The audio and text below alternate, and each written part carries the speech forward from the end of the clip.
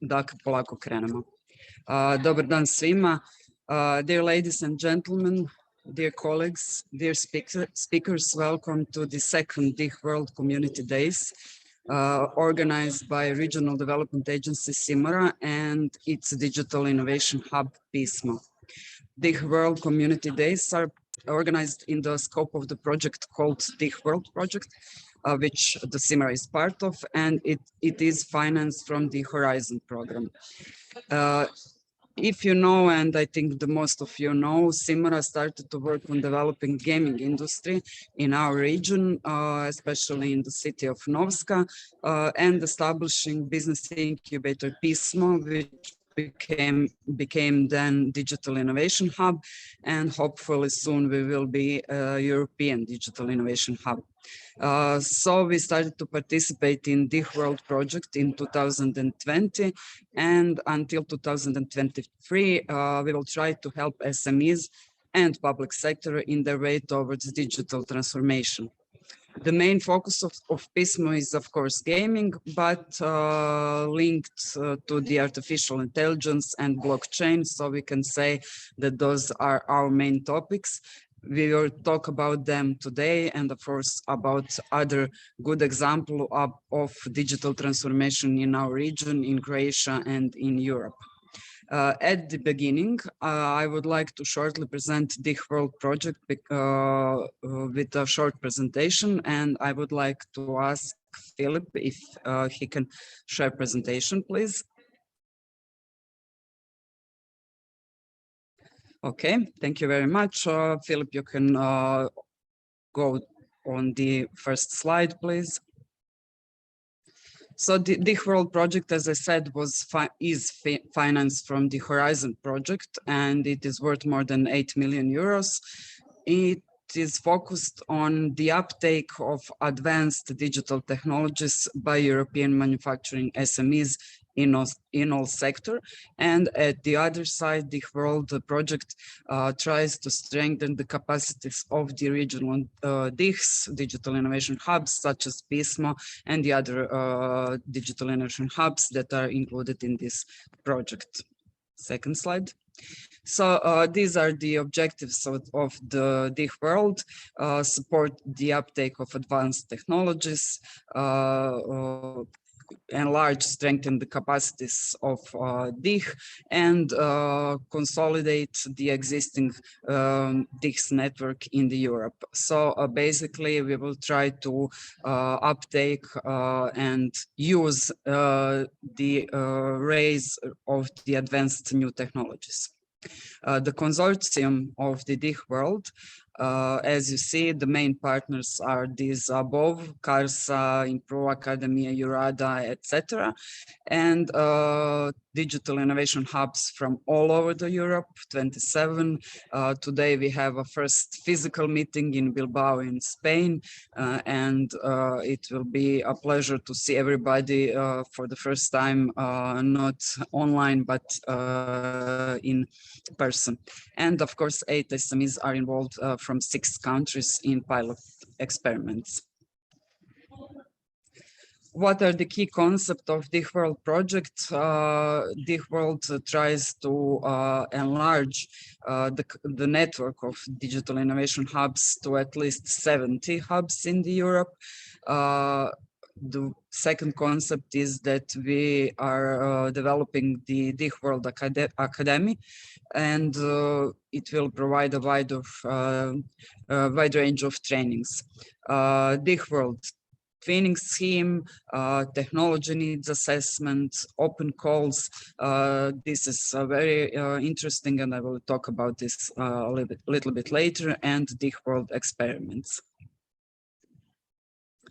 So this is currently the network of digital innovation hubs in Europe in the scope of DIH World Project. As you see, 55, and it is intention to increase it to 70. So DIH World Experiments is basically something that it's going to be a large part of the project. 50+ experiments is going to be will be carried out during the project, and 2 open calls for the SMEs and digital innovation hubs were opened. First one was last year in April, and the second one is open now. So the SMEs and hubs can apply to those calls. So the first open call, the experiments were in 9 sectors: in food, construction, maritime, wood, textile, logistics, electrical and optical equipment, mobility, and rubber. The next slide, please. The DIH World second open call is looking for innovative experiments across Europe. And as I said, its intention is to integrate digital technologies in the processes, products, or services of manufacturing SMEs. Budget is 95,000 euros per experiment, and you see these sectors that are going to be involved in the experiments and the applicants that can apply to this call. Second call was announced in April, and the deadline is in June, and we are sending information to our SMEs in our region. But if you are interested, of course, you can contact Philip or me, and we will tell you something a little more about this call. As I said, today and tomorrow is the first meeting in person in Bilbao, Spain. And the number of DIH days are organized all over the Europe until May 15. And one of these days is today in Croatian, DIH pismo. The next slide, please. I suppose that's it. Yeah, we have lost the presentation. Okay, thank you very much, Philip. And at this point, before we start with our very distinguished speakers, I would like to ask Philip and Jure to put video of the World project for everybody to see.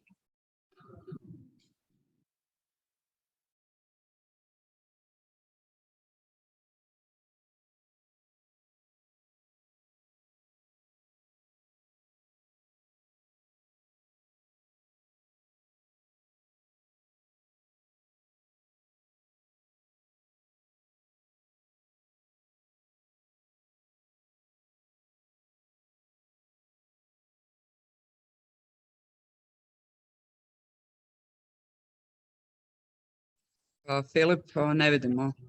Aha, okay.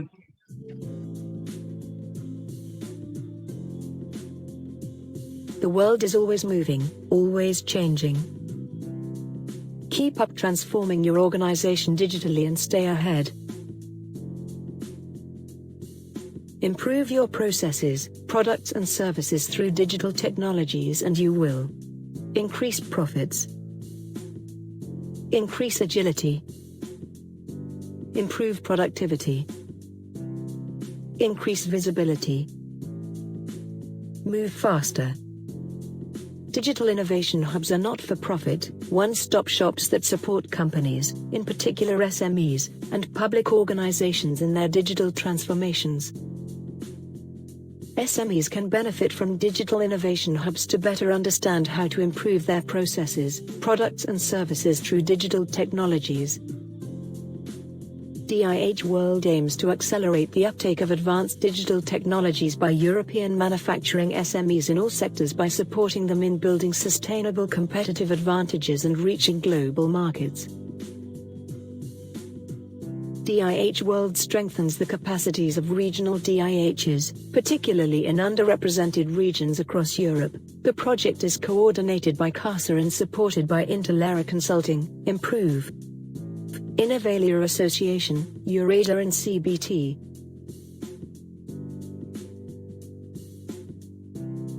In addition, the project involves 27 digital innovation hubs from 26 countries and 8 SMEs from 6 countries to develop 8 pilot experiments. The aim is to grow the community to include more than 70 DIHs and 50 SMEs. To reach this goal, DIH World is launching 2 open calls for consortium seeking innovative experiments conducted by 1 SME and 1 DIH.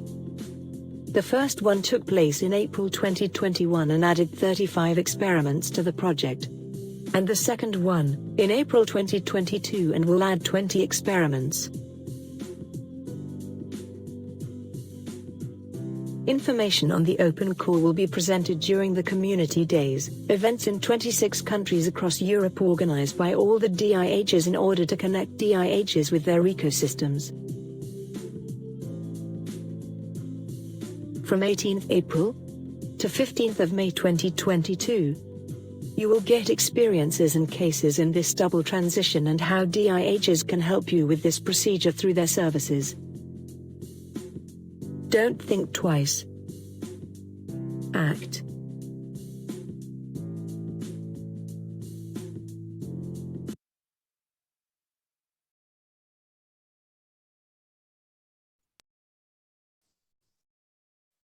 Okay, thank you very much, SIMORA guys.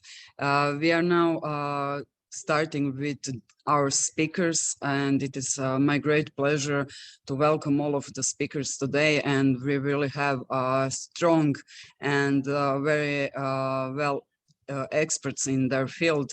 And the first speaker today is Mr. Mirko Sužnjević, the keynote speaker today, the assistant professor at the Faculty of Engineering and Computing, as we call it in Croatian, FER. It is well-known Croatian faculty, very valued and known by its education, but also R&D activities.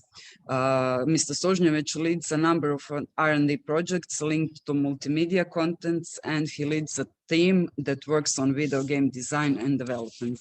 He published a lot of articles, and it is a great pleasure to welcome him here. And I believe that we in SIMORA and in our work with gaming development can certainly learn a lot from his experience. Professor Sužnjević, if I said something wrong, please correct me. No, it's okay. It's okay. The floor is yours. Okay, thank you, Andreja, and hello, everybody. It's an honor to be here and to hold the presentation for such a large audience on this event. I will now just share my slides, and please just say if you see them properly. No. Do you see the slides currently? Yes. Or? Yes, it's okay. Okay, because I see my own screen, so just in case. Okay, so welcome everybody, and today I'll do a lecture about something else, about the challenges of the green transitions from Croatian small farmers. So somebody will ask, why am I the person to be talking about this, and I'll explain about this a bit during the presentation. So this is just a brief contents of this talk. I'll do some introduction about me, do some talks about the high-level policies in the agriculture and some of the paths that Croatia has taken, and what are some of the problems on the low levels of the Croatian farmers.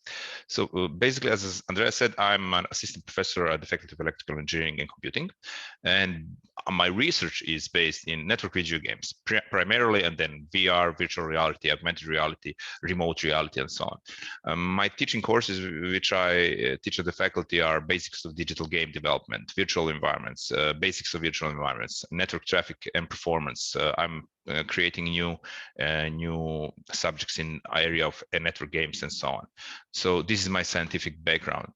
Regarding the projects which Andreja mentioned, I have been part of very large list of projects. I have here just put some which are relatively recent. We are developing a new master study for the video game development and and design. The project has just finished, and we are in the process of submitting these master studies to the evaluation of the Croatian formal government.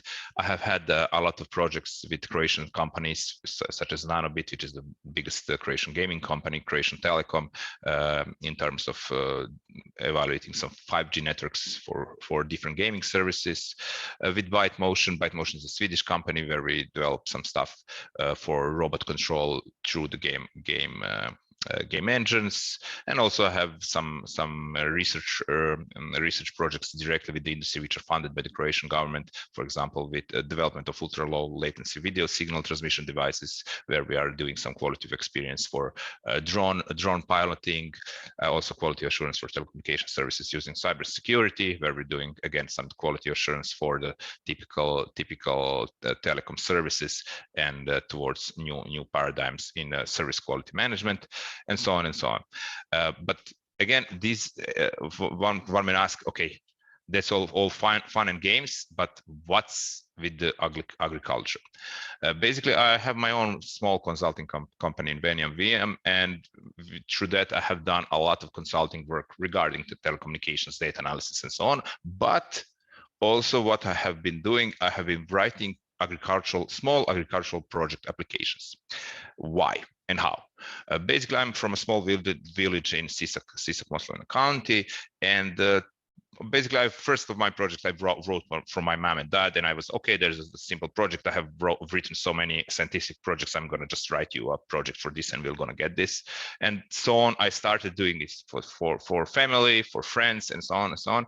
And basically, it really sprang as a self-sustaining thing, because then just people started calling me, and I started working this in my free time. And currently I have I have my projects that I have written have withdrawn 2 million kunas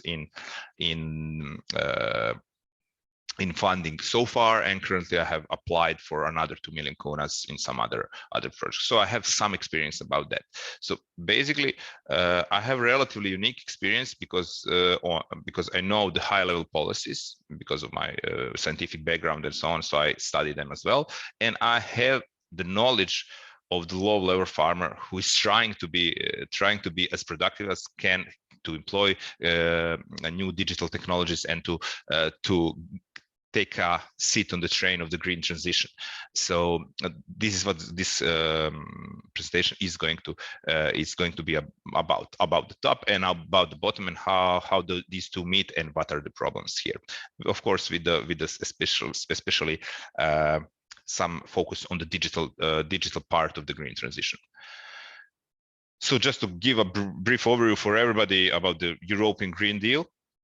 European Green Deal is a big movement on the side of the European Union, where main threats which are identified are climate change and environmental degradation. So Green Deal aims to boost the economy, to make the economy climate neutral, and also to cut pollution, create sustainable industry, create sustainable transport. The funds for this are huge. The budget for the Green Deal is 1 trillion euros, where 528 billion will be coming directly from the EU, some will be coming from the member states, and some are expected to be invested by the public and private sectors. And this is all by the 2030. The main focus is energy, and again, when you look at today's political situation, the war in Ukraine, and everything like that, the Europe is trying to be sustainable in the global picture. So to reduce the energy spending and to create more energy from the renewable sources. So the benefits of the Green Deal, I'm not going to go into detail on them, but basically fresh air, clean water, healthy soil, healthy economy, new industry, new jobs, longer lasting products, in general, higher quality for the both people and the planet. To transition this to Croatia, Green Deal in Croatia has been defined through the Croatia 2030 strategy, and the Green Deal and digital transition will be achieved through the transition to clean energy, encouraging green and blue investments. When they say blue investment, they're of course talking about maritime investments which are not polluting the sea, decarbonization of building, circular economy, self-sufficiency in food production, bioeconomy, and conservation of ecosystems and biodiversity. So from these strategic goals that Croatia has set for itself, we have the ecological and energy transition for climate neutrality and food self-sufficiency and bioeconomy development, which are related to the agricultural sector. Okay, so this is about the Green Deal. Of course, we need to know how is the agricultural sector being dealt with on the level of Europe in general, and of course on Croatia. So CAP, or the Common Agricultural Policy, is the main policy of the European Union, which has been launched in 1962, and the following goals are there: to support farmers, to improve productivity, ensuring a stable supply of food. Of course, no country in the world is independent if it cannot feed its populace. This is the first and foremost rule of geopolitics, I would say. Also, the policy wants to safeguard the rural economies, the rural landscapes, and enable farmers to make a good living, to be able to earn money, but also not to completely destroy the rural landscapes, and so on and so on. So the CAP has been doing trying to achieve these goals through financing three main stuff. So income support. So you're, for example, making growing wheat, and for that you're gonna get some wheat and sell it on the market, but also you will get the income support from the state or from the union. Then, of course, there are market measures which are basically dealing with some volatile things that can be unexpected and happen on the market for any reason. For example, some of these measures were employed in 2014 again when Russia invaded Crimea, and then there were sanctions. And for example, Europe could not sell apples to Russia, and from one point you had a ton of apples which you could not sell, and then these market measures enabled the producers of apples to survive such crisis. And the last part is rural development, and you can see on this pie chart how these funds are more or less divided. Now, how does this CAP come to the Green Deal? The Common Agricultural Policy has been under reform, and all of the member states have been tasked to submit a new strategy for the Common Agricultural Policy by the end of 2021. And basically, there are new 9 objectives, and especially in line with the Green Deal, are increased contribution on EU agriculture to climate change, management of natural resources such as water, soil, air, reinforced protection of biodiversity, which we'll also see. I'll mention this when we come to Croatian part, effective sustainability of food system in accordance with societal concerns regarding food and health and animal welfare. So it's not there are a lot of policies of actually handling animals with care, and of course ensuring a fair economic return for the people who are actually doing this. And how does this look on the side of measures? So we have the measures in Green Deal which are related to the agricultural sector is reducing the use of pesticides first and foremost, reducing the sales of antibiotics and so on for the animals, reducing the nutrient losses in the fields, achieving at least 25% of organic growth by 2030. This is very important for our technological side, which will come after.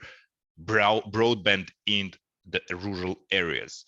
Some rural areas of Croatia at one point did not have any mobile signal, any access to internet.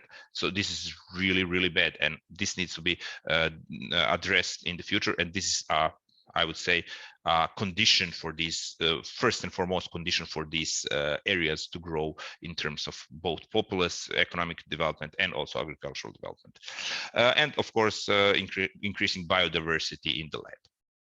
So Croatia has actually done its job for and submitted a new strategy for the CEP. And if you can see this pie chart here, in Croatia, we have a lot more funds devoted to the development of the rural areas. For example, all of this, let us say, slice of the pie is more towards rural development, which is actually needed because Croatia has a lot of rural areas and a lot of agricultural areas which are not fully developed. So we need more funds there. And basically this graph, which is in Croatian, is saying that there are three areas where the one is to strengthen the sector. The second one is to make the life in the rural areas better, because in Croatia, these rural areas are usually super sparsely populated and the people are more and more flocking out of these areas. And this is a huge problem. And in the end, the blue part is, of course, protection of the environment and so on.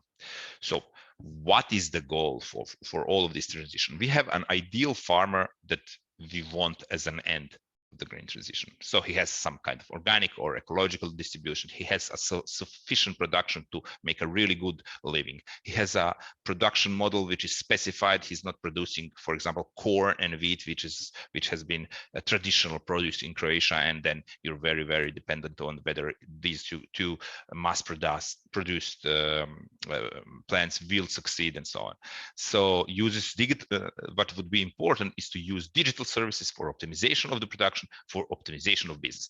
We'll see later, this is super rare for the small farmers in Croatia. Of course, uses little or no pesticides and produces his own energy through renewable sources. So this is what we want. We want majority of our farmers to be this guy. This is one for example, olive nursery of family Volarević, which I found as a example for success story. But what we have is completely different. So our average small farmer, especially in the Sisak-Moslavina County, where I'm from and where I have done majority of my business regarding consulting in agriculture, is a small farmer is either in pension or it works at some other job, and this is just side income, doesn't have high education, focuses on traditional farming, has super old equipment, has parcellated land, small parts of land which are sliced all around the landscape, has low to non-ICT knowledge. Very rare somebody has any ICT knowledge, and I'm saying like, okay, yeah, you could buy this software that would make your production more optimized. It would tell you when to do something and so on. And they say, I don't know how to use email. So that's very problem. So also, what is super problematic in Croatia, the ecological measures or getting into ecology is super hard. It's super hard, and it's at some points it's even impossible due to the facts that you have to have certain conditions that are not only yours to make. For example, you cannot use pesticides 2 kilometers from your parcel, and for example, the neighbor of yours is using pesticides on corn next to your parcel, and you cannot do anything about it, and you cannot get into the ecological measures. So again, the second part of the reality is, what does the Croatian farmer want? He wants a tractor. This is the popular tractor from the former Yugoslavia, EMT, and everybody wants a tractor. Not new one, because they cannot purchase a new one, but they want some used tractor to be able to use it, because the average tractors are, this is not a statistical, of course, but just from my experience, more than 30 years old. These, as I said, these tractors are from former Yugoslavia. Yugoslavia fell apart 25 years ago, and there are still majority of tractors in the Sisak-Moslavina County. They also want to buy additional land, to get more funds for their income support, to have a reliable market for its products, and so on. So very few want some significant changes in terms of solar panels. That's more and more popular. Digitalization and surveillance of production. I would say that beekeepers are here the top branch, because they want digital scales which report them how much honey is there in their beehives. This is relatively prominent, but as I also noticed, a lot of young folks are going into beekeeping because it's relatively productive and doesn't involve that much hard work and time. So a lot of folks are doing it as I said, as a side job in addition to their main job. And also what farmers want is adding tourism as another activity, which is quite common. So how do we get from here to our ideal farmer? So there are targeted measures through Fund of Rural Development and support for ecological measures through support for agriculture. For example, if you're in ecological measures, you get a lot of more money. And I would say people are just now being more and more aware of how much money this can mean and what are they getting from this. So from the investment in Croatia, we have the measures which are marked with numbers, and one of the most popular measures is measure 6.3.1, where the Croatian farmer can get 15,000 euros completely funded by the EU and the state, and it's very popular. And the last call, which was announced last year, very much focused and gave points if somebody invests into ecological renewable power source, energy sources, if they invest in digitalization and so on, which is super great. But again, we need to have in mind that they want tractors and they need tractors, but this was a very good way to start them on the digitalization and renewable sources. There's another 6.1.1 where the farmers can get 50,000 euros, but this is only for the young folks. This is also by my means relatively good measure. And it makes the person who applies get a lot of funds, and also they need to employ themselves on the farm. Another measure which is also 50,000 euros is 6.2.1, which is focuses on not agriculture but tourism and other measures which can be done on the farm. For example, I don't know, some traditional skills like making barrels or making jams, just not from the plums or something like that. So not just basic agriculture, but making something from the agricultural produce. What is the problem from the current measures? So these measures are okay. They're relatively, I would say, they're hitting the good spots. But what is failing? The renewable sources have only recently gotten for farms fully 100% funding from the state. Currently, they did. Before that, it was only 50%.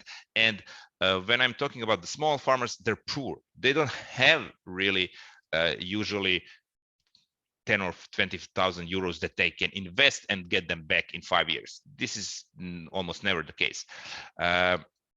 And as I said, the previous measure 4.2.2 had like that.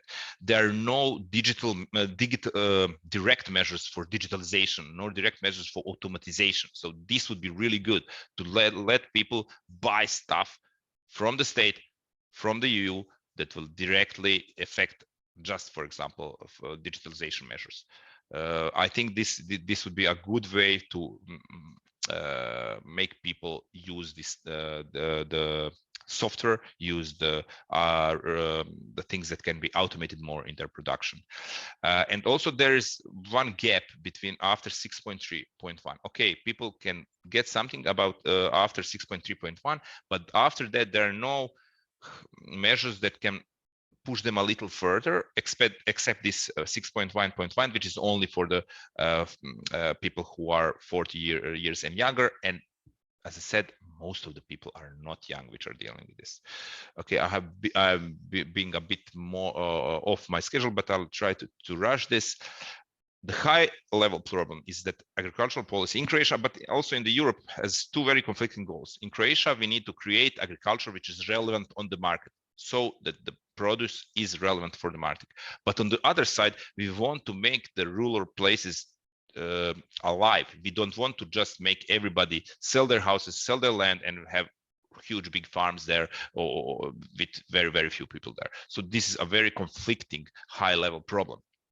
And it's very, very manifest in weird ways. For example, I have had one person applying for a really good project. He wanted to make a chicken farm for egg production, which would be highly digitalized, powered by the renewable sources, to having robotic collection of the eggs, all the good stuff, And he was located near Zagreb because he's a relatively young person, lives in a suburban area and so on. Because the Croatian policy is focused on very, very poorly developed areas, he didn't get the project. The project was great. The project was probably the best one I ever wrote, but because of the grading system, he didn't have enough points and he didn't get funding. So this is one thing. On the other side, if you're going from the market side, as larger you get less and less support from the state. This might be good, this might be bad, but in general, for the goal of highly competitive market production, it's bad. Also, I have to here say something about the additional Croatian problems which stem from our history and stuff like, not only from our history, but political situation and stuff like that. Some rural areas. We're talking here about how we're going to digitalize farmers, how we're going to give them new software, the robotic equipment, how we're going to automate their production. And somewhere rural areas don't have power. They don't have a water from the water system. Of course, besides that, there's a lot of them that have those two, but don't have broadband internet. This is super complicated in the Sisak-Moslavina County, where we had to have an earthquake so that people who would come to rescue and help people would come into some areas and say, oh my God, I don't have the mobile signal, and to state to come here and say, okay, I'm going to place two mobile network repeaters and help there. So this was a huge problem. So state needs to step up here and invest in covering meeting the EU's agenda about and bridging the digital divide. So bridging the area, bringing broadband to the rural areas. As I said, there's very complicated terms for granting ecological certificates. I think this is under revision, and it needs to be under revision. It needs to change, so more people. I would say, like 80% of the people, farmers in my village, are doing the cleanest, best food ever. No pesticide ever. Nobody is in the ecological registers, and I would say, or 80% of them, it's the best, cleanest organic food you can get anywhere, everywhere. The cheese production of one folk in my village is insane. It's the best cheese you have ever tasted. It's like water, milk, salt, vinegar. That's it. Best cheese ever. He's not in an ecological and so on, because these are very, very complex stuff which need to be simplified. Also, our support system is not produce-based, but only number-based, and there's a lot of I would say money laundering, even people who have obtained a lot of money through any means, just buying flats of land and just cutting this, putting cattle on this and proclaiming this to be pastures and getting a lot of money. It's a huge problem, and I think it's currently being solved, in the process of solving, but still a huge problem. Additional, I have to say now, 10 minutes before this talk, I have had a call with one of my clients where his project was refused. I just saw it in the system. He has lost his farmhouse, not farmhouse, but the stable in the earthquake, and he has applied for renewal of the stable in the earthquake, and everything was great. He paid the consultant, he paid the architects to build the project, everything like that. And this stable is on 4 parcels of land. 3 parcels of land are his, and 1 parcel of land is on his late father. And the state, during the process of giving after the person dies, you need to get his property and so on. And during this process, the state, one of the state's entities, forgot to tell the other state entity, hey, this parcel of land was from this guy who died, just give it to his son. So he has four parcels of land, which there is a stable, 3 parcels of his. One was from his late father, and he's saying, okay, I'm starting to do again the process of getting the land from my late father, and his project worth, I would say, like 100,000 euros was denied because he doesn't have all the land in his possession. He's not the owner of all the land, and it's completely insane. It is completely insane, and he cannot do anything about it. I cannot do anything about it, and that is how it is. He will get this land, for example, in the second half of this month, and what not this month, this year, and what his project application was failed. So the problem was with the cadastre and ledger is also not being in sync. Legal system, as I illustrated, is here late and complicated. A lot of land on dead people, disputes take years to solve, and so on. And of course, in Croatia, the earthquake has had a lot of impact on the infrastructure. For example, I know people who had 10 cows, and the earthquake tore down their stable. And they sold the cows. You have to hold them somewhere, and there were predatory buyers which bought the cows at low prices at the time after the earthquake. And today it's like 2.5 years after the earthquake, they still don't have the stable back. Although there is money, but the procedures are super long and ineffective. So they have the state has the money. The state says we're going to give the money for you to renew your stable, but the process takes super long. So these are the problems. I hope I didn't bug you too much with this lecture, but I wanted to showcase you how the policy on the high end tries to help, and what does not see, and how these policies which are trying to make a good life for these farmers, to enable them to use the funds for the Green Deal to help them, to help the land, and to help us to have more healthy food and healthy living, are trying, but they're also out of sync in some points. So I think that some stuff needs to be more talk between the funding bodies in Croatia, especially, and the small folks. We need specific measures for digitalization, automation for this area. I think we need full funding for the renewable sources, additional measures for the Green Deal for the small farmers after these 15,000 euros, maybe some bigger but small part of the farmers funding themselves, simplicity in information for the small farmers. I am a consultant, and I still cannot calculate for the farmers how much funding support will they get based on what they have. The system is super complicated. There needs to be a system which will showcase them the information if they just enter what they have, and showcase them the information how much money will they get from the support, which this is also important. Also, more financing for the consultants.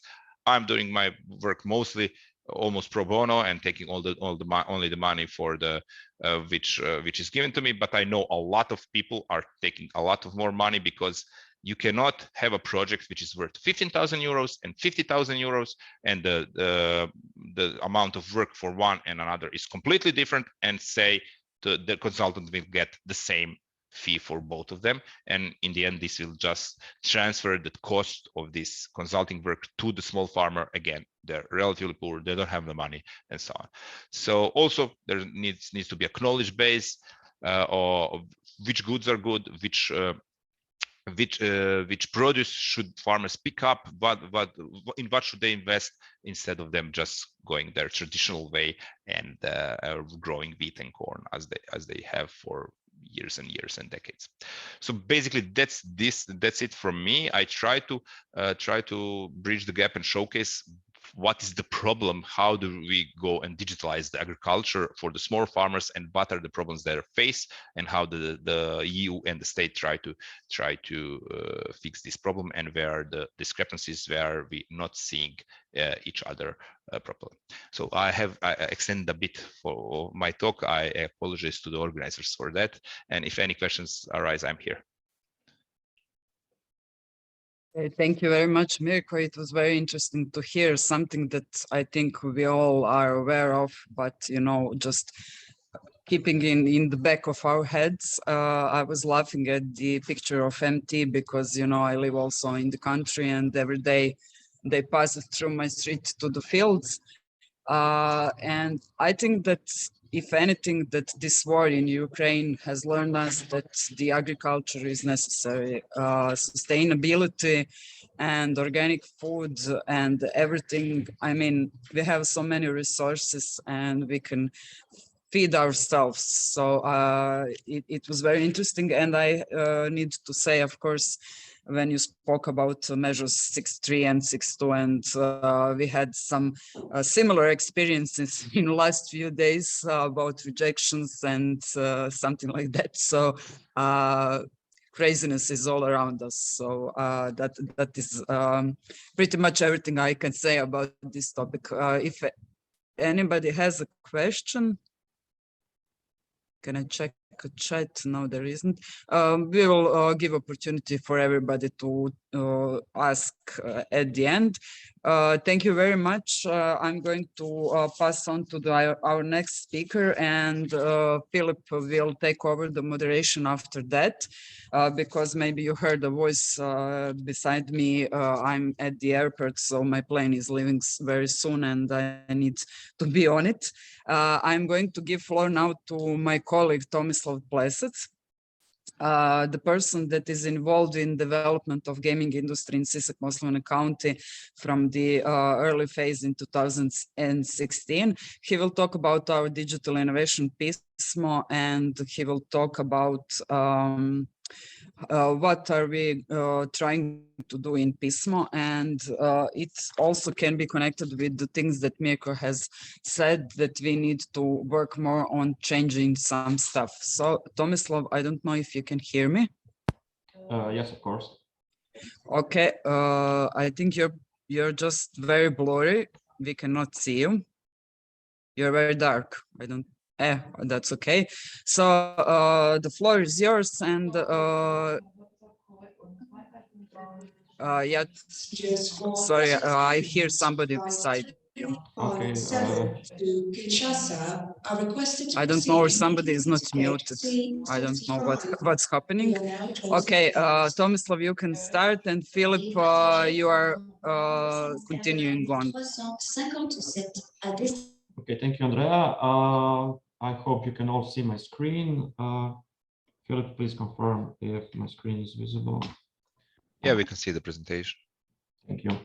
Okay, hello, but everybody. we can see the slides on the side. If you have started the presentation, we don't see the full screen. We see the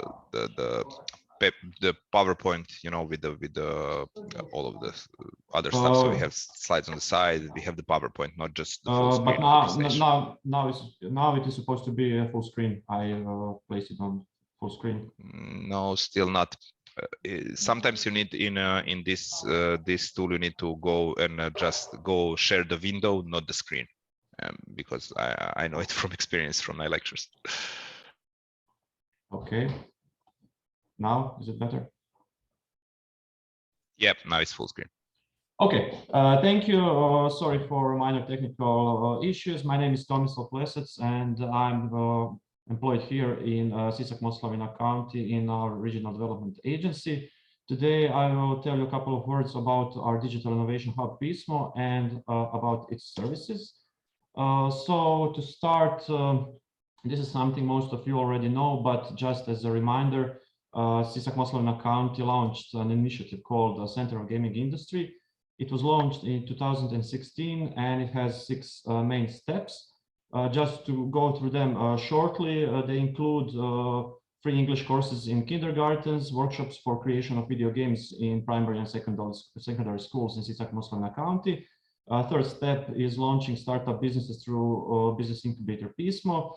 And there are also steps that include introduction of new 4-year curriculum for development of video games in high schools, which is called Video Game Technician.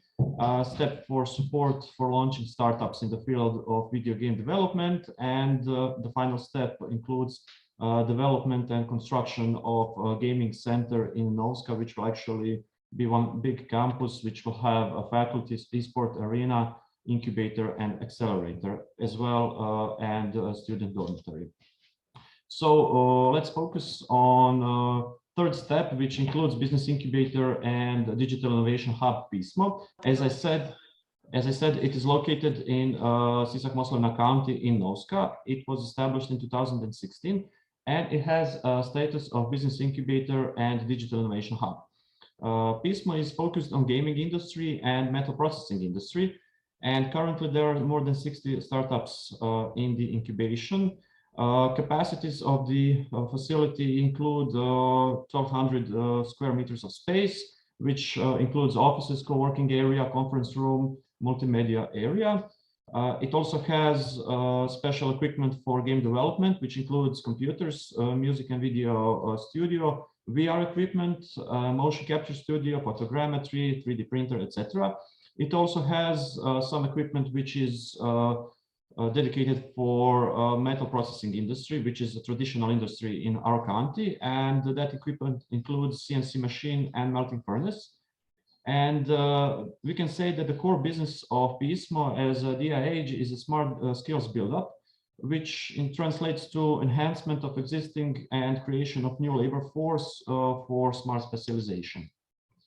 Here you can see a couple of photos of our incubator. There is one photo where you can see young people attending the Unity education, and here is our equipment as well.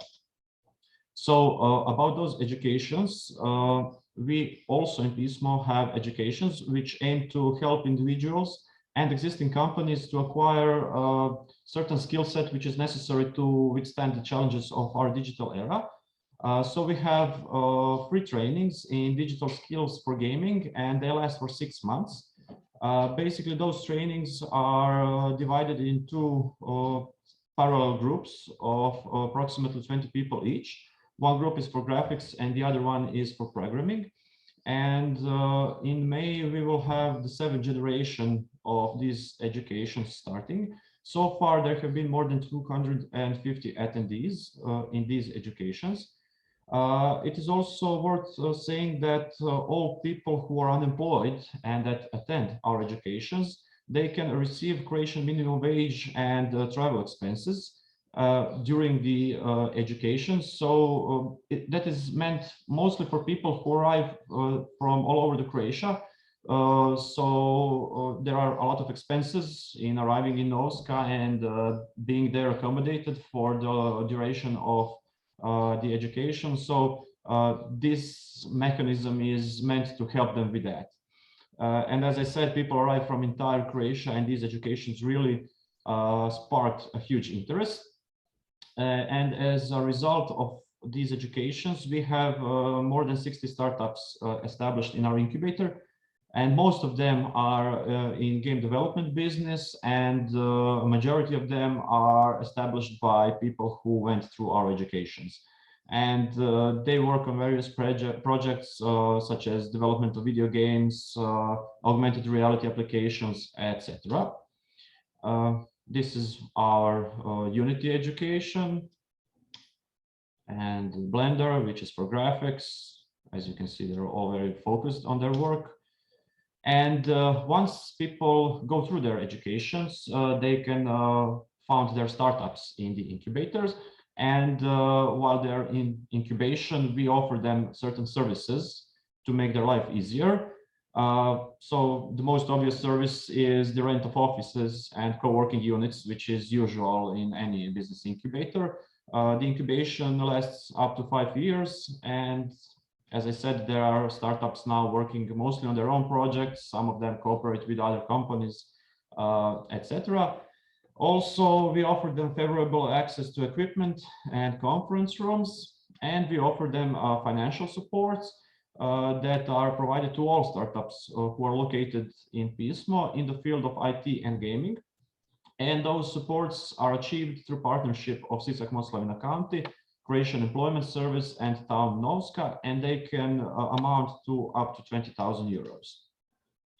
Also, what we offer to our startups is mentoring service, which includes direct help from our educators for Unity and Blender, and that help is regarding their technical assistance on development of their products. Also, this mentoring is achieved through cooperation with other partner institutions, such as other gaming companies, who can also provide some valuable assistance. And basically what we do here is we follow clients' first steps toward digitalization and lead them throughout the entire process. Also, another service we can offer there is business skills scale up, where we offer some educations in the field of entrepreneurship. It is pretty much clear to all of us that providing the attendees of the educations with the technical knowledge about programming and graphics is not enough. So we also have to give them some basic and more advanced information about how to run a business. And also what we offer to them is to find solutions for financing of their ideas. And we monitor regularly all possible calls for applications for projects at EU, national, or local level. And we assist them, of course, with the application of their projects. And what we can also help them with are launching of their own crowdfunding campaigns as also one means to raise funds. Also worth mentioning are marketing services, where we can help them with promotion of their startups on our social media and web. And also we regularly attend our most known fairs for game development, Rebooting for Gamer, which is held in Zagreb and Dubrovnik. Also, we organize a lot of B2B meetings and a lot of networking events. And speaking of events, every year we also organize a global game jam, which is a competition in the entire world. And our people from our startups and from our educations can compete in video game development against companies and other stakeholders from entire world. And also we have a local competition called Local Game Jam. These photos are from one of the global game jams. As you can see, the atmosphere is mostly relaxed, but there is also a lot of pressure to create a video game in 48 hours. And now, finally, I will also mention that Pismo is also has also been candidated to become an European digital innovation hub. This is our intention to scale up all of our activities and services. We were nominated by Croatian government in the pre-selection process, and then we applied to the recently closed European call, which was in the scope of the Digital Europe program. And basically this call and the entire Digital Europe program aims to produce a European network of digital innovation hubs, which will all together work in digitalizing the entire European economy. And we have specialized our EDIH in technologies of blockchain, gaming, which we already have, and artificial intelligence and Internet of Things. In order to bring everything on another level, we partnered with some institutions from Croatia, namely those are Croatian Institute of Physics, Faculty of Organization and Informatics of University of Zagreb, PAR University College from Rijeka, Hashnet, which is a company from Slovenia, which also operates in Croatia and is expert in blockchain. Also here is the Fast Lane Limited, which is an official Microsoft partner, which will bring Microsoft services in the partnership. And also we partner with the Artificial Intelligence Center LIPIC. And also we have collaboration with many other stakeholders from other EDICs from all over Europe. And regarding the geographical scope of our EDIC, we will cover Central Croatia and Northern Adriatic. Economic focus areas that we will offer mostly our services include agriculture. Specifically, it refers to autonomous drive of the machinery. Then we also have tourism and hospitality, health, specifically medical rehabilitation, which will utilize AI. Also the wood industry, construction, pharmaceutics, video game development, and education. Those are some sectors that we will mostly offer our services to, but we will also offer digitalization services to any other sector, whoever has an idea or project how to scale up its business or how to incorporate some digital services in its company, no matter what area it is, they're all more than welcome in Pismo. So those services that I'm talking about are divided into 4 main groups, which are test before invest, skills and trainings, support to find investments, and ecosystems and networking. And now I will shortly just tell you what these groups of services include. So first, test before invest. Here we will offer digital maturity assessments, which is a first step for digitalization of any SME. That will be assessment of current digitalization of the company, and it will have some recommendations on what can be achieved.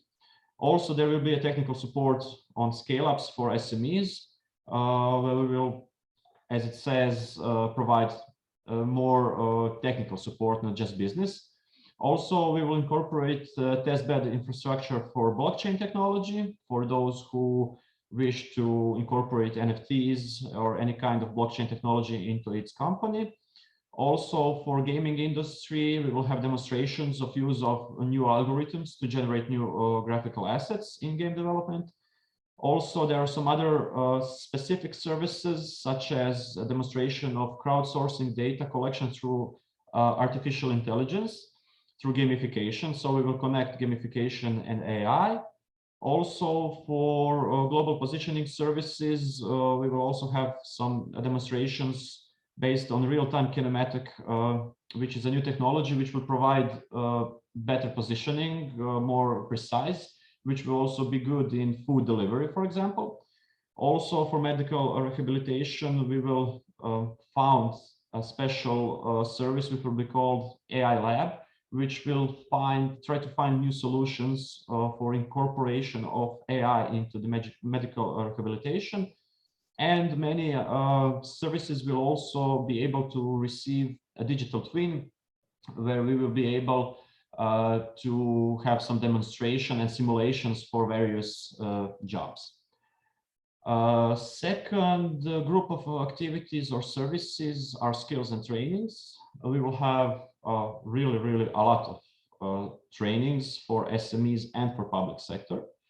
Their aim will be to acknowledge our attendees about possibilities of digital era. Some of those trainings will have following topics. So we have digital economy trainings, entrepreneurship trainings based on innovative digital technologies, which will also include training labs and boot camps. Also, there will be development and prototyping of innovative digital services, Internet of Things in business training, big data training, gamification upskilling, also how to use artificial intelligence accelerators in many devices using Internet of Things, and something about blockchain, what blockchain is. Basically, it is an introduction to blockchain, some educations regarding blockchain readiness and maturity assessments, blockchain for climate and green solutions.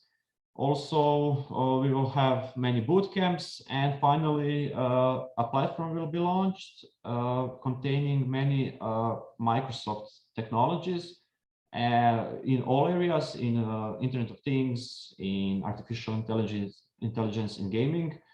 And users will be able to access this platform anytime and to see many educations that will be available online.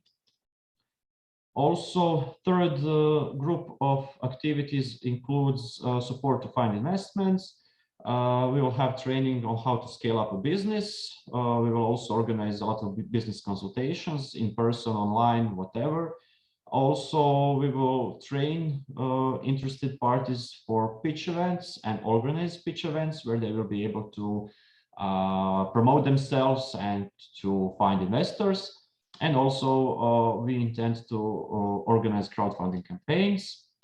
And finally, ecosystem and networking, which includes organization of networking meetings with relevant stakeholders, and also technological trend watching, where basically we will have a newsletter which will be provided to our mailing lists with our SMEs and public sector to inform them about new trends in our relevant technologies. So I think yes, this is it about our services. Here you can find some contact information if you really wish to find out something more about our future activities in DIH Pismo. Thank you very much. Thank you, Tomislav. For all of you who would like to find more about Pismo, you can contact SIMORA or Pismo through our social media accounts as well as through emails. Now we are moving on to regional point of view. From that, I would like to welcome the company AGRIVI and its business development manager.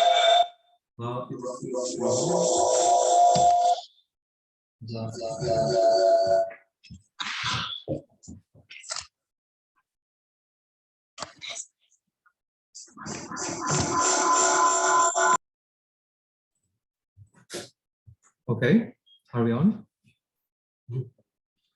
Okay. From the regional point of view, I would like to welcome a company AGRIVI and its business development manager, Mr. Hrvoje Radić. AGRIVI is a very successful company in finding solutions on how to digitalize agriculture and to help people working on that field to move from traditional practices to the ones that are based on real data and facts. Also, Mr. Radić works on creating strategic partnerships for AGRIVI. He presents AGRIVI services and products on international market, and he follows up the latest trend in this field. So, Mr. Radić, you are very welcome to our Community Days event, and the floor is yours. Thank you, Philip. Just a second. Yeah, thank you. Thank you for a nice, short and precise introduction, and thanks for the invitation from SIMORA side. I have prepared a short presentation as we have agreed. Can you see it? Could you please confirm? Yes, we can see it. Thank you. Wait a second. Is it full now? Not yet. Full screen now? No, not yet. Just not yet. Should be.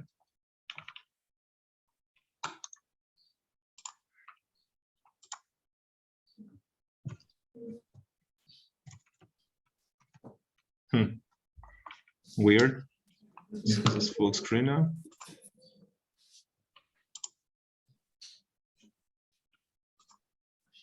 No? No, not yet, but if it's not, we can just move on. It's okay. With Zoom, I don't get it. Sometimes okay. No worries. The thing is, you need to select and share the window, not the screen, but the window application in Zoom. You have it in the second row, so it's not up where it's the screens, but you need to share the application, really the window of the application, and then you'll get it. The window of the application. You have when go sharing. Then you have on the lower part you have windows, and then you select the window where you have the full screen of the presentation. I'll just leave it like this if you don't mind. Really? No, it's okay. It's okay. Thank you. So once again, my name is Hrvoje Radić. I'm working as a business developer in AGRIVI. I have joined AGRIVI a year ago. Before that, I was working in different Croatian companies that had their role in worldwide food supply chains in all food sectors, meaning grains, edible oils, fresh and pasteurized fruit and vegetables. The topic of my presentation will be to showcase one regional example what we have achieved by implementing our farm management software on one farming system here in Croatia. So before that, just short intro that we always like to discuss with customers. That is the vision and the mission of the company. And the vision is to change the way food is being produced and impact, the aim is to impact over 1 billion people. Just a couple of weeks ago, we had a discussion. You know, when you have a vision and you want to impact over 1 billion people, we had to do the math a couple of weeks ago to check where are we at the moment. And we from AGRIVI estimate that at the moment, we, with our farm management software, impacts between 150 and 200 million people worldwide, meaning those we are impacting now input providers, producers, farmers, processing or big food companies, and consumers of the goods that come from those supply chains where we have implemented our technology.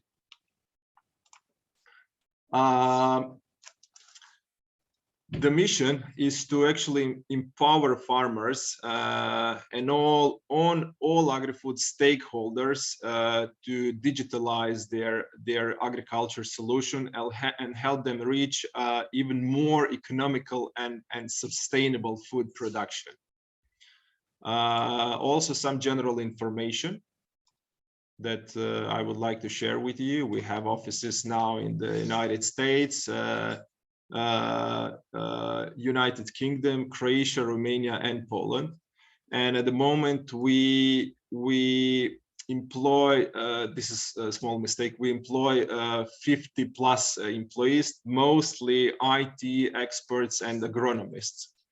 And those two teams are responsible for creating all the features within the program that within the product that we produce here, that is farm management software. Also, when we speak about our customers and the users of farm management software, there can be found actually different types of companies of different branches. As you can see here, those are listed. This is the slide that shows our customers that actually all come from different businesses. For example, Nestle is one of them, who is a big food company producing a wide spread of products. Then we have Driscoll's. He is one of the biggest berry producers in the world. Then there is Kimberly-Clark that is producing paper towels for sanitary and kitchen usage. McCormick is kind of a company similar to our Podravka, also producing wide range of products. BASF, chemical industry. BNP Paribas, one big international bank who is using our software. ISWA Seed International, company producing different types of seeds for agricultural production. Procesadora Tropical with tropical fruit, and Bim Suntory, company producing alcohol. They are located in United States and Mexico. Also, we've been recognized as one of the top 3 global leading companies in agtech industry, based on the industry reports that being published in 2020. Since today, nothing has changed about that, so we are still there. When it comes to supporting those United Nations Sustainable Development Goals, we directly support 12 out of, I believe it's 17 of them. We don't support with our farm management software livestock production and underwater production, even though by using our software and by optimizing input production, especially the usage of chemical products, not directly but indirectly, we do influence the quality of soil and the pollution of water that at the end finishes into our rivers and our sea. So very short, very quick introduction. I was told I have 20 minutes. I'll try to follow that time slot, not to go over it. I have decided to show a small example of what we did in town of Ludbreg when we implemented over there our farm management software. I believe you know Ludbreg and his location, and we went there with our software 2 years ago. So when we got there, the situation was, I would say, not specific for location of Ludbreg and that rural area, but specific for also not the whole Croatia, but literally the whole world. I forgot to mention that we sell our software to over 100 countries and plus worldwide, and we support with our software 200. We have in our database over 200 products that are being produced by helping or by using our farm management software. So situation in Ludbreg was, I would say, as like anybody in the world, and farmers were facing some general issues that are common in agricultural production. So they are all cooperating with one big local big food processing company.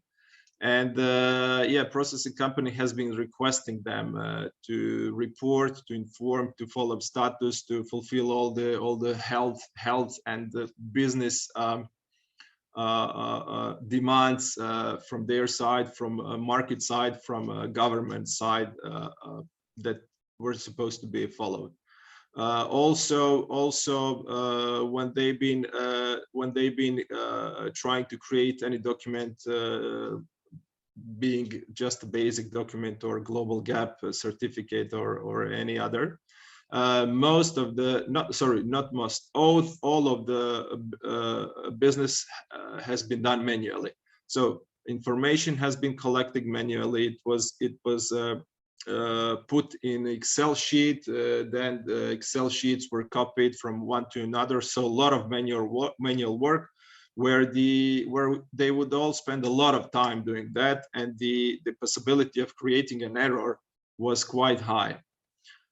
Also, reporting to any government agency or association was done manually in Excel sheet or Word sheet, and there was no one central point of communication and information exchange among this farmers association. Can you imagine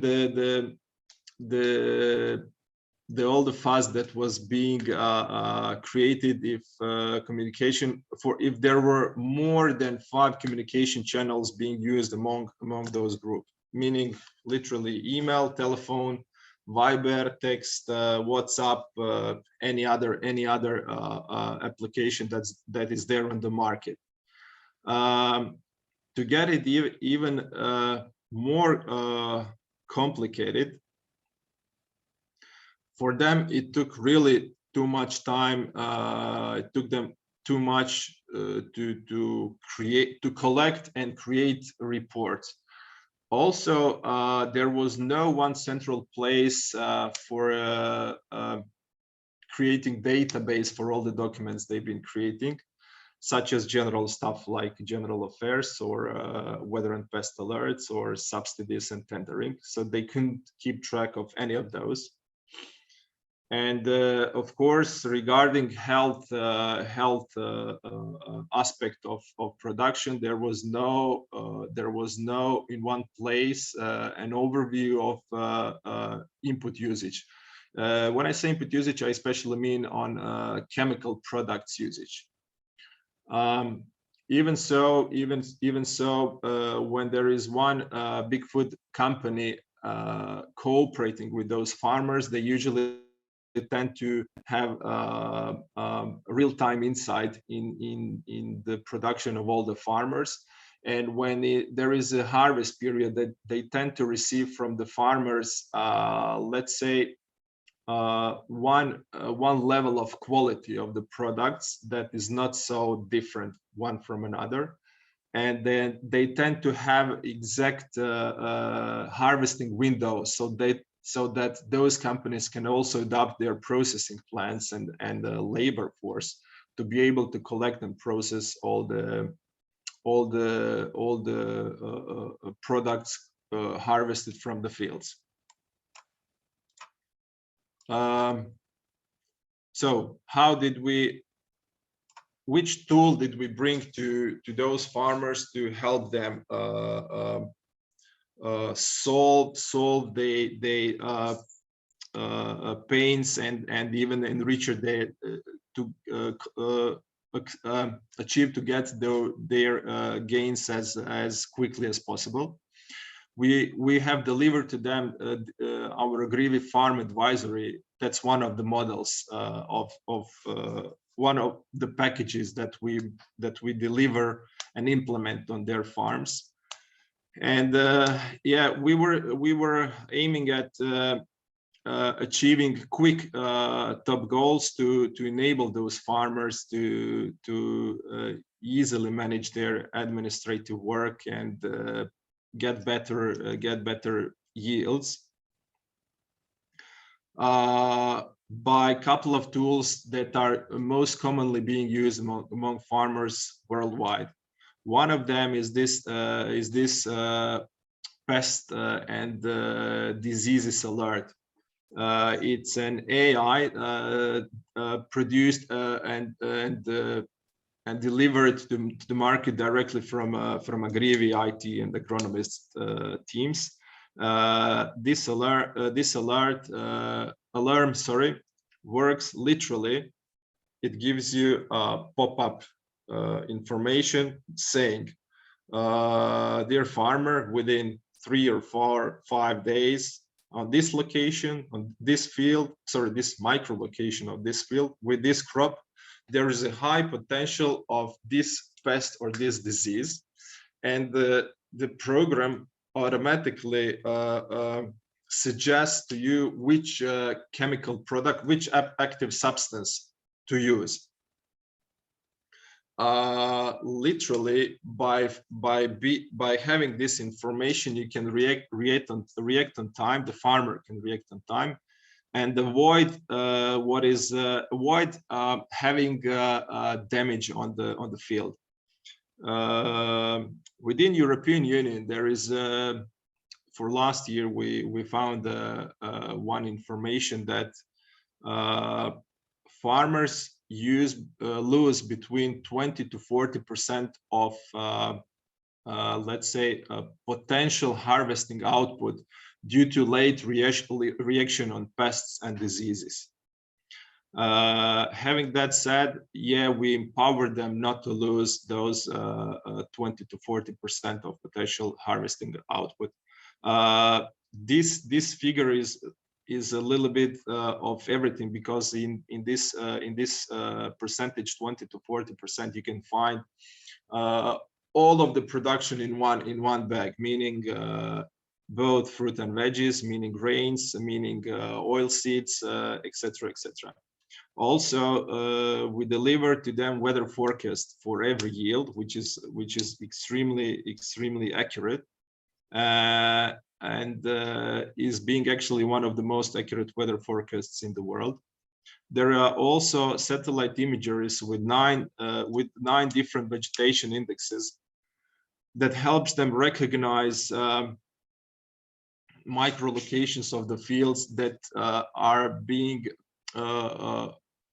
maintained or in a good process of production, or there is some issue going on or will be going on their production. And it enables them to have detailed analysis of the field, of the crop, and of the variety. So by using our advisory platform, Ludbreg enhanced communication with farmers also, so they all got the same information on time, which was also one unique information that didn't go through many communication channels, but only through one, and enabled them to get also information about running tenders subsidies and events. That's I think also one of the key goals we have achieved with those farmers from that area. Also, other project goals that we have managed to score over there were those traceability reports were being accurate, on time. Farmers didn't lose much of the effort or time and doing everything by pen and paper, because all the information was already gathered in the platform. They had automated reporting for government agencies. And one of the key things also was the fact that decision making was based on real data inside of the production. Imagine you sit, you wake up in the morning, pour yourself a cup of coffee or tea, you sit in front of your laptop and you check what is going on your fields. The older model was you get up, you pour yourself a cup of coffee, you sit in tractor or on a bicycle, and you drive around and check your fields. One big difference also, since my family has a farm also, when we go to scouting to check our fields, we usually drive or walk around. We never enter the fields, let's say in the middle, because especially if the fields are too big. You don't want to walk through your fields of wheat or barley or soya or anything when it's already grown. So actually, you don't have an insight what is going on in the field. You only see the situation walking around the field. By using our platform, you can see literally every square meter of your production and check what is going on. Also, some general tools that are very useful, and we bring those to the farmers, is among those four, I will speak mostly about financial budgeting. Today, unfortunately, a lot of farmers do not go through financial planning or budgeting. And most often they don't keep track of actuals, meaning how close or far they were compared to budgeting plan. I can speak from my experience also. In my village, out of 20 farmers, there are literally only a couple of them calculating their actuals, their costs, their income, and keeping track of their cash flow. The others are not so into that, and for them also things just happen. They are not planning or reacting on time if something is going wrong or something could go wrong. Besides that, it's quite common thing to have crop plan, to have a season agronomy plan per field, per product, or to create daily work orders. Those daily work orders are very useful if you have more than one worker doing different activities on your farm. Why do I mention that? Because quite often, when there are more than few people working on the farm, the communication gets lost due to different reasons. Here you have very precise daily work orders that literally and very precisely tell you where to do, when to do, what to do, who to do, how much to do, etc., etc., etc. Let me move on to the next slide. Regarding farm analytics, this is one of the shiniest things of our farm management software, where you can literally pull out any analytic detail or information you can dig from the platform, because the platform has been collecting all the information, all the data from the very beginning of production till the very end.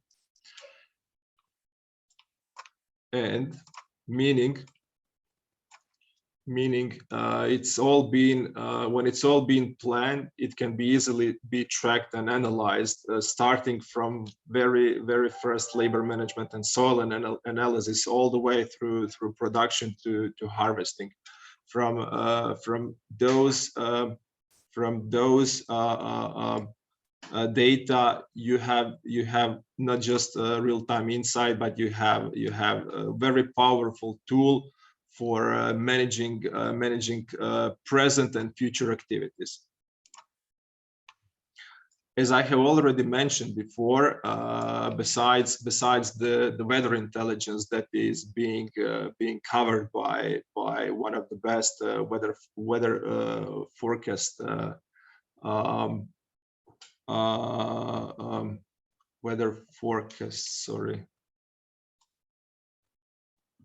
stations, there is also this early pest risk alarm by field, which I will mention this again, helps farmer be able to react on time, to do the scouting on time, recognize any potential damage that can occur, and also having information about which active substance they should get from their local chemical supplier. We don't recommend by name or by brand or by company any chemical suppliers, because collecting that database worldwide would be, I would say, mission impossible.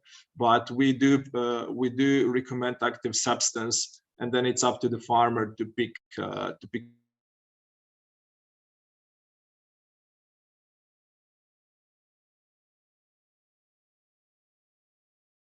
brand or a company that he has in to be hot.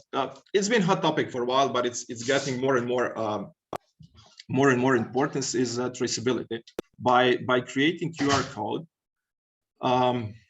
our products that are being harvested under farm management software can be traced all the way to from field to fork, meaning when you get the product on the table, by scanning QR code, you can see all the data about this product, meaning how it was produced, which nutrient applied, which active substance is applied, what's the nutrition data of that product. You can see field location on a map and even photos of the farm. Lately, I know that more and more people are looking for that, because they wanna have the knowledge of what's the production practice behind this product. Is it really safe to consume that product, and where does it come from? The awareness of local production is growing more and more, and yeah, everybody is pushing toward consuming local production, meaning you support local farmers. And the transport part of the value chain is not so pollutable, meaning it's creating a minimum carbon footprint for the food you are having on your table. Key benefits that we like to point out that we bring to the farmers by using farm management software is I will just read those six words. It's transparency, efficiency, food safety, predictability, quality, and sustainability. I have came to an end. This is very shortly from my side, very quickly. Usually I'm not used to having a presentation 20 minutes long. Feel free if you have any questions. You can pop it up right now, or you can contact me later via my email address. And once again, thank you. Thank you, Hrvoje. This was really very interesting, and all of that for me looks really extraordinary. So thank you for being here today with us. If anyone has any question for Mr. Radić, if not, you can please stop sharing. Yeah, I'm trying. I have one question, if I can. Yeah, sure. What I mean, I apologize. I have had to move for a bit during the lecture, so I might have missed it. So is there a future or a version of this where this could be employed for the small farmers, where they could have a simplified version of this for their crops or something like that, where I could maybe put this on a mobile and they just input the minimal requirements they need and get this information, for example, when they need to do stuff like you know, I don't know, sprinkling pesticides or whatever, or is there any maybe adapted version for the Croatian part, where we have also the EX measures implemented? For example, you have to, I don't know, change the traps for your vineyard once a month, so a reminder for that or something like that. Trying to be short, my answer to all of your question is yes. The software can be used by, I think, all of hardware available today: laptop, PC, iPhone, Samsung, any hardware smartphone there is on the market today. Second, yes, there is a basic option for this software that is already being used, not just in Croatia but worldwide, because worldwide there are a lot of small farmers who want to digitalize their production and exactly have what you have just asked. Number three, raising the alarms or reminding you to change your traps every once in a while is also being set by the user. So if you set that the platform reminds you every 1 month to do any activity, it will do so.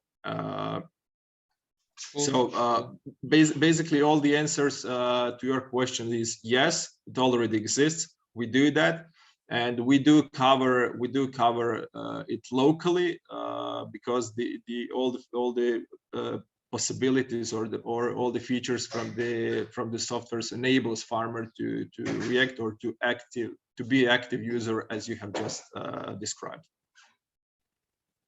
Okay, thank you very much. I have to study this a bit and to see for my usage, and so I can recommend it to the people I'm working with. So Pleasure. The software price, is this a subscription or is a software price one cent? It's a subscription model. Yeah, the thing is, my suggestion is for maybe to include some sort of one-time purchase for a certain amount of time, because, for example, if I have a project which is lasting, I don't know, 3 years, I cannot finance anything outside that. So one-time purchase for 5 years for some discount could maybe yield that this could be purchased from the projects. We usually create different packages, also depending on what is going on the market.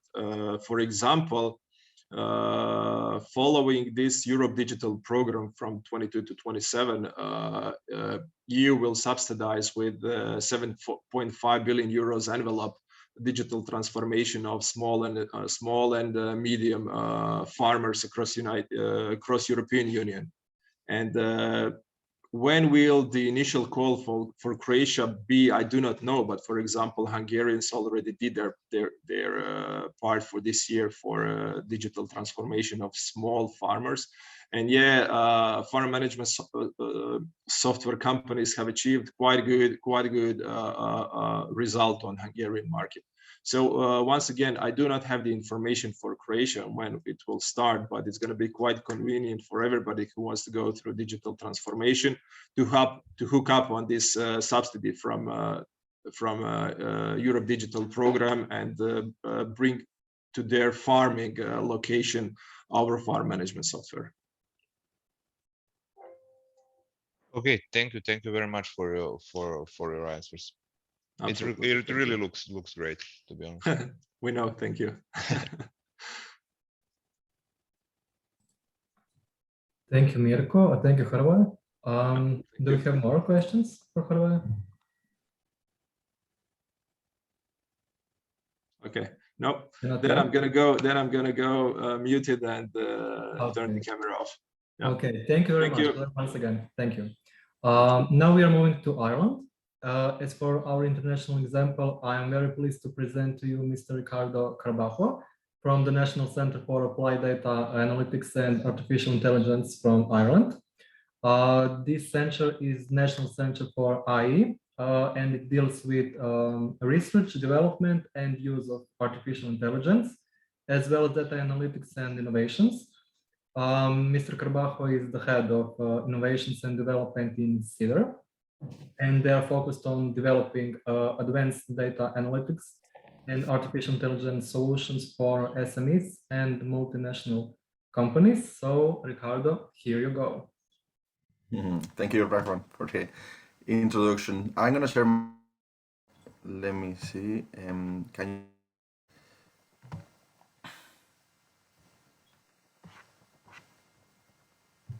you can see them, right? Yes, I can see it. Thank you. Okay, very good. Thank you. Okay, so hello everyone. It's great to be here today, and thanks for SIMORA and Pismo for inviting me. It has been very interesting today what I've learned about the agricultural sector in Croatia, the sort of problems you have, what sort of activities you're doing there, problems with funding, and the sort of inconsistencies in applications in funding and constraints that we also experience in Ireland and in Spain, because I'm originally from Spain. And also how Pismo operates, which is very similar to how CeADAR operates, as both of us are actually applying to become European DIHs. And also I have to say that, yeah, my sympathy goes to everyone impacted by the earthquake. Indeed, you know, the center director of CeADAR was there at the time, so he was suffering the earthquake firsthand. So anyway, so what I'm going to do today is I'm going to present the center as a DIH in AI, and then I will give 2 examples of projects in the area of green manufacturing using AI. So as you were saying, I'm Ricardo. I'm the head of innovation and development in CeADAR. So what is CeADAR? CeADAR was founded around, I think, 8 years ago or so, right? And it was funded by these organizations at the bottom, Enterprise Ireland and IDA, which I think they are like SIMORA there. They are governmental agencies that are actually promoting industry, and then because of that, these 2 organizations created CeADAR. So CeADAR is like Pismo, is a DIH.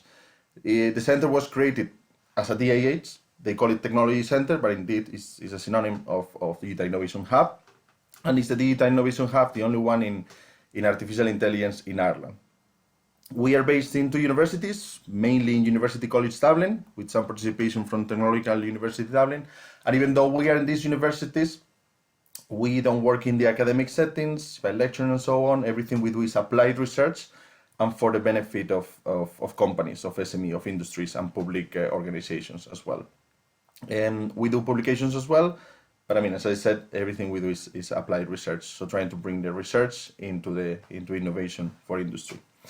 We have a lot of member companies, I'll show you now, and then more than 50 prototypes, which I'll explain later.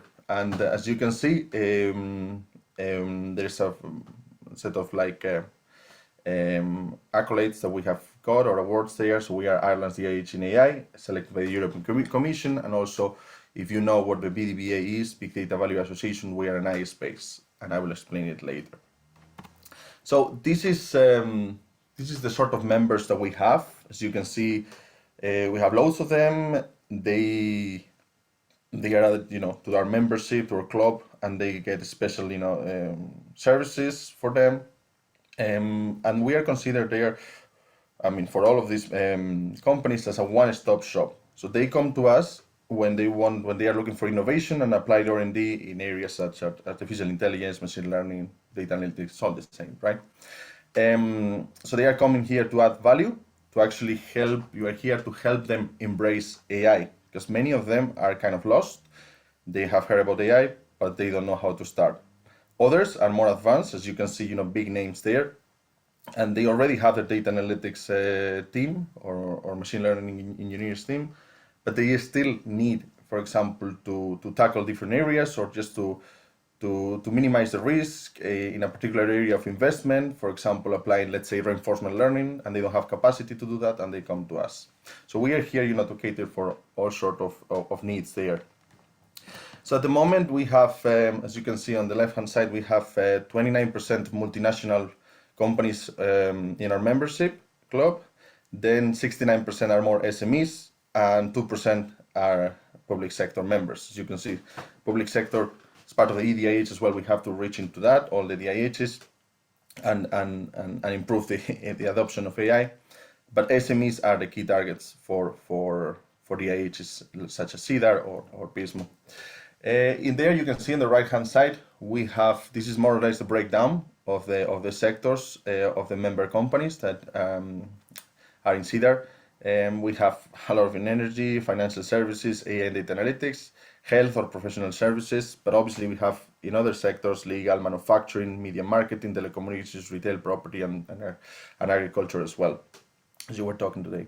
So far, as of the third last month, we had 90 full member companies, but then these member companies, they get the services from CeADAR, but that doesn't mean that the rest of the companies that are not members cannot get the services. They are other type of services, and in that network we have more than 1,470 companies that we have collaborated or collaborate with. I was mentioning that we are really a digital innovation hub, and we were created as a digital innovation hub in AI since our existence, since 8 years ago. Okay, so because of that, we have been focused on constructing the center as with the ethos of becoming a DIH, with the values of serving the SMEs and so on. And because of that, we were selected in 2019 as one of the top 30 AI DIHs innovation hubs by the European Commission. Okay, and then also we have received the outstanding contribution to the development and implementation of AI strategy in business in Ireland. And specifically, one of the things that is quite good for us is that we are part of the BDVA, which is now the DAIRO, the association. So it was Big Data Value Association. The big players are there in terms of machine learning, AI, and big data, and trying, to push, for the adoption of AI in industry as an association there. So as part of this association, the AI spaces are a selected group of DIHs as well, which have to comply with certain criteria to become an AI space. Okay, so we are one of the 9 ones which achieve the highest merit, which is gold. Okay, so we are certified as BDVA AI Space Gold member. And then finally, in this one, we are the European Data Science and AI Awards founder, together with another company, and this participated as well by the BDVA. We didn't do it last year because of COVID, but this year we are going to organize it again, and that will be the 3rd or the 4th time we do it. We are members of the DIH World, which is the European project that actually funds this or supports this community day event today. And this is a strategic project for us, and I suppose for PISMO as well and SIMORA, because it is actually connecting all of us, all of the DIHs in the area of the vertical of manufacturing, to become better in collaboration, and then to actually create strategic alliances. And based on what I've seen today, I think there is a lot of synergies there, because, for example, we are not that much in gaming, and even though we are in agriculture or agri-tech, we would like to learn from you. And I think there's a lot of things that we can provide as well. So in terms of technologies, you can imagine if we are in AI, we do a lot of machine learning, deep learning, reinforcement learning as well. In the area of IoT as well, analysis of IoT devices, sensors, data, and so on. Data visualization is a big area for us. It has to be, right? When we work with SMEs. Big data, blockchain as well. Lots of praise in supply for blockchain. Blockchain using for supply, sorry. Data mining, data warehousing and management, which is key these days. And many companies actually, they want to apply AI, but they need sort of data warehousing before they can start doing that. Explainable AI as part of whole machine learning, deep learning, as is needed more and more with all the ethical constraints. Recommender systems, computer vision and image analytics, as you can imagine, loads of projects on that in many verticals. Predictive analytics in general. NLP, text analytics, using, for example, the latest technologies such as transformers for summarization, audio analytics, and real-time streaming and time series. And then on the right-hand side, you can see that some of the sectors in which we have projects. So we have, for example, a huge project in Earth observation with satellites, other in drones, in fintech, legal tech, actually processing financial documents there. For legal purposes, green energy, in wind turbines, for example, as well, prediction, health and healthcare, and cancer, using images, industry 4.0, forestry as well, analyzing the kind of like landscape of forest in Ireland, inspection robots, for example, computer vision for inspection of robots, and there's cybersecurity, smart cities, and so on. So loads of sectors there. In terms of CeADAR, when we sell this, CeADAR is just these powerhouses and powerhouse in AI, which is trying to cater for any kind of SME or multinational. Those SMEs that need proof of concept at TRL 3, 4, or 5, and those that need more closer to a product developments 6, 7, and 8, and sometimes we reach TRL 9. So the idea is that we bring sort of research from the university into industry. We have loads of services there. Many of them have been aggregated under the 4 pillars that were discussed by Tomislav or before for the European DIH application. But in brief, we have advisory services. Many SMEs come just for us, to actually inform them about potential AI strategies that they can adopt. Bespoke solution, so projects that they just want to execute. Generally, they go beyond proof of concepts and these real products. AI demonstrators, we have more than 50, and these are used to actually minimize the risk of investment for our member companies, such that they all vote every 6 months as member companies, and we choose the top ones to execute them in particular areas of interest to all of them, so they can then trial them and license them and see if they're interested in adopting such a technology. With a lot of ecosystem networking and EU brokerage there, so you can see the Data Science Awards, but also connect people in Ireland, different companies, collaborations at national level with a lot of SMEs, a lot of projects there. Company workshops, this is very popular because they just come with problems. We just have to sit down for hours with them, split the problems, trying to explain how AI can be applied, and just putting common sense into that and the technology that is applicable to their needs. After that, obviously, we develop POCs or demonstrators or products for them. We also do a lot of training for executives and even some sort of students as well. Okay, but most of that is for SMEs at different levels of AI, and apprenticeship as well. There's a lot of people, but we have students that come into CeADAR. They are with us 3 or 4 months, and then they leave and go to companies. So we are kind of training, the future of data scientists with us before they go, and the SMEs like that. Then also we use the maturity model as a benchmark before they come into CeADAR, first time they come into CeADAR, just to see where they are in the AI maturity level, and then we work with them. Investment and investor-ready technology, we help them find investment, so we know a lot of good national investment mechanisms and European ones, and that's what SMEs really like, that someone tells them, okay, this is how investment works.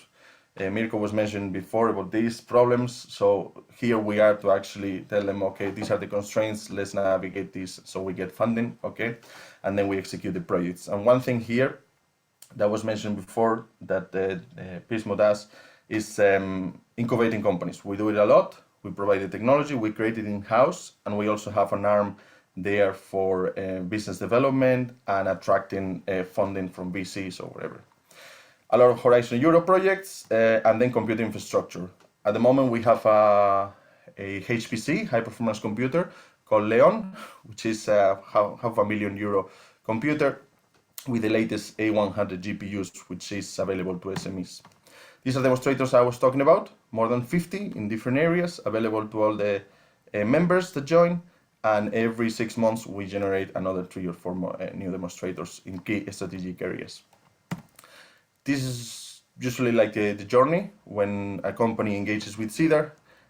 We do a readiness assessment here, starting in 2 weeks. So if we say, for example, they come, we do a maturity model, we evaluate where they are, and then we say, okay, let's gonna do this proof of concept, and then by that time maybe you'll move, you know, in the maturity level.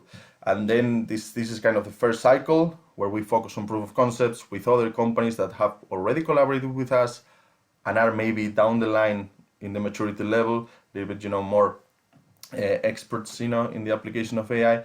We just go into the CeADAR cycle 2 and 3 that you see there, which is more development of prototypes or solutions. Okay, so we cater for different needs. So finally, I've selected 2 projects in the area of green manufacturing using AI. The first one is called Perception. It's a €3 million project funded by the national government in Ireland. And it's with a company called Dawn Farms, another one, Kerep Global. Dawn Farms is one of the leading companies in meat production there in Ireland, sausages and so on.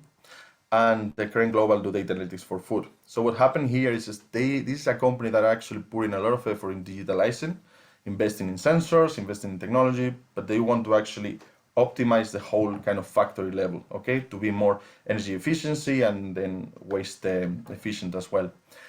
That's kind of like the circular manufacturing concept, you know, trying to achieve that and being greener. They are actually focused on that. So what CeADAR does there is gathering all of the data, helping structure all of that data, and then apply deep learning and machine learning and so on. So the goal is to break, you know, the problem, okay, in different kind of like niches of work. For example, we're working on predictive maintenance for machinery, okay, building models for that, but also in image analysis there to find meat products anomalies in products, okay, or contaminants. We're also building all of these models and aggregate them in a hierarchical way to actually, with the goal of optimizing, as I said, energy or waste. We use techniques such as multimodal deep learning, computer vision, and then reinforcement learning with, but not the whole full cycle. The reinforcement learning where the human really has the final decision, okay? And then finally, another project that we concluded that was as part of the DIH World big project. It was with a company, Smart Factory in Ireland. They had access to huge spray dryers, you know, to produce milk powder, okay, for baby food. So apparently not. This kind of spray dryers consume a lot of energy, right? They have different states in which, you know, the process is divided, and then also different settings. For example, different inputs, different configuration, different temperatures, different ways of cooking and mixing the products, right? So one of the key interests here is just analyzing where the energy inefficiencies are coming from, okay, from which variables, from which settings, and so on.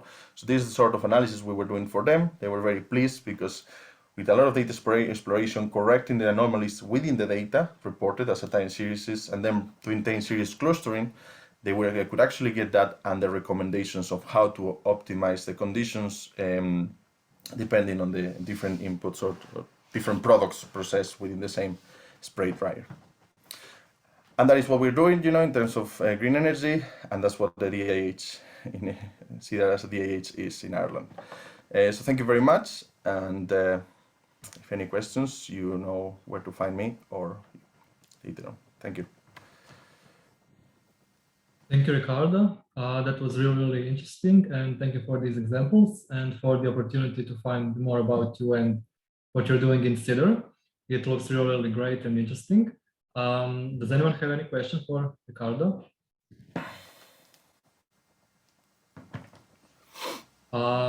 If not, for the end of this event, I will switch to Croatian language to present my other 3 guests for our Croatian public.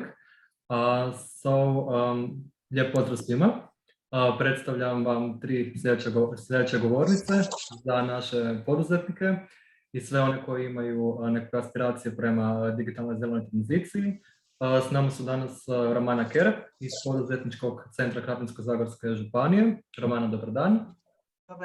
Dobar dan Filipe i dobar dan svima. Drago mi je da sam ovdje, počašćena sam i vesela sam da pričamo o ovim jako važnim temama kao što je digitalizacija, budućnost startupa, razvoj inovacija, razvoj poduzetništva. Hvala vam. Također s nama je gospođa Draženka Draženović Kostelac iz Hrvatske banke za obnovu i razvitak. Dobar dan, Draženka, jeste s nama? Dobar dan, evo jesam, nadam se da me vidite i čujete. Evo, hvala na ovoj prilici da mogu predstaviti zapravo mjere i proizvode Hrvatske banke za obnovu i razvitak, posebno za vašu županiju, Sisačko-moslavačku. Hvala vam. I s nama je također Ana Mankas iz javne ustanove, regionalni koordinator Sisačko-moslavačke županije. Ana, dobar dan. Dobar dan, nadam se da me čujete i vidite. Čujemo i vidimo sve, super, hvala. Nekoliko kratkih pitanja, čisto kako bi se naši poduzetnici upoznali sa opcijama kojim se nude. Počet ću s Romanom, ako je u redu. Romana, možete li nam vi više reći o Poduzetničkom centru Krapinsko-zagorske županije, što vi tamo radite, kakve mogućnosti nudite poduzetnicima, javljaju li vam se često, kakvi su možda njihovi neki zahtjevi?